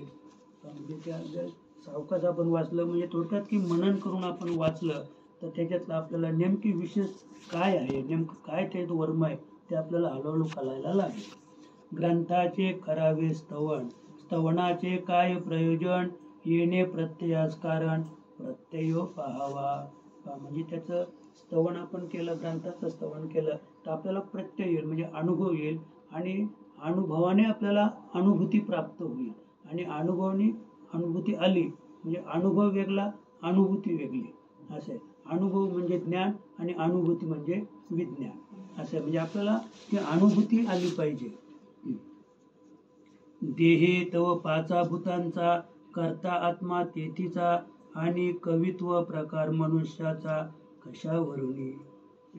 म्हणजे आता म्हणलं का समजा आता हे कवित्व आपण केलं समजा, किंवा हे लेखन केलं, तर मग या लेखनाचा मी करता आहे नाही का.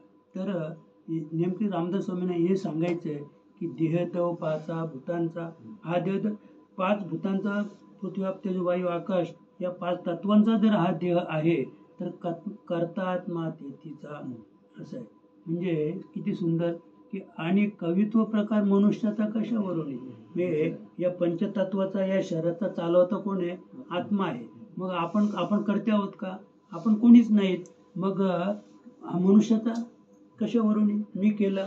दासबोध रामदास स्वामींचा हे आपण म्हणतो, रामदास स्वामीने म्हणत की मी लिहिला म्हणून दासबोध. तर हा दासबोधाचा करता कोण आहे, तर प्रभू रामच आहे असं. सकल करणे जगदीशाचे, आणि कवित्वची काय मनुष्याचे, आयशा अप्रमाण बोलण्याचे काय घ्यावे. करता अर्थ परमेश्वर, आपण काय म्हणतो करता अर्थ परमेश्वर, आणि हे कोणी लिहिलं, हे रामदासांनी लिहिलं. आणि एरवी जगदीश्वर म्हणजे करता अर्थ परमेश्वर आहे. म्हणजे रामदास म्हणतात तुम्ही आयशे अप्रमाण बोलण्याचे काय घ्यावे. बोलायला काय लागतंय, मी हे केलं बोलायला काय लागतंय. हे तुम्हाला कोणी विचारले घर तू बांधलंय, असे तू बांधले का तुझ्या बापाने बांधलंय, हे तुम्हाला कोणी विचारलंय का, नाही विचारलं. पण हे मी बांधलंय हा अहंकार त्याच्या ठिकाणी आहे, म्हणून न विचारताच तो सांगतो हे घर मी बांधलं, वडिलांनी काही नाही केलं, मी माझ्या आहे तितके असं आहे. मी इथे रामदास स्वामी सांगतात त्या बोलण्याचे काय घ्यावे असं. हे म्हणजे कसं, हे अवांतर, हे बोलणं कसं आहे अवांतर आहे. मी करता कविता एक भगवंत आहे, सकळ देहाचा झाडा केला, तत्व समुदाय उडाला, तेथे कोण्या पदार्थाला आपुले म्हणावे. असे म्हणजे ज्याच्यामुळं आपण आपलं म्हणतो तोच नाहीये. पंचतत्वाचं शरीर आहे, एक ते पंचतत्व उडाल्यानंतर शरीर शिल्लक राहिलंच नाही. मग आता कोणी म्हणावं की मी केलं. आयशी विचाराची कामे, उगेच भ्रमो नये भ्रमे, जगदीश्वरे अनुक्रमे सकळ केले. हे सगळं भगवंतानी निर्माण केलेलं आहे. भगवंतच चालवतो, त्याच्या शक्तीने चालतंय. आपलं इथे काहीच नाहीये. एवढा विचार आणि विवेक आपल्या मनाच्या, हृदयाच्या, आत्म्याच्या ठिकाणी ठसला की येण्याची शरीरे शरीरा येणे सरे, किंबोना झारे चिरा पडे. बस इति श्री दासबोधे गुरु शिष्य संवादे विमल ब्रह्म निरूपण नाम समादशम श्री रामचंद्रार्पण वस्तू. बोला पुंडलीकवरधर श्री ज्ञानदेव तुकाराम पंढरीनाथ महाराज की जय, गोपाल कृष्ण महाराज की जय, आदिशक्ति शांता माई की जय, सद्गुरु प्रभाकर महाराज की जय, सद्गुरु शंकर बाबा की जय, प्रभु रामचंद्र भगवान की जय, प्रभु महाविष्णु भगवान की जय, बजरंग बली की जय. गुरुदेव दत्त, गुरुदेव दत्त, गुरुदेव. त्या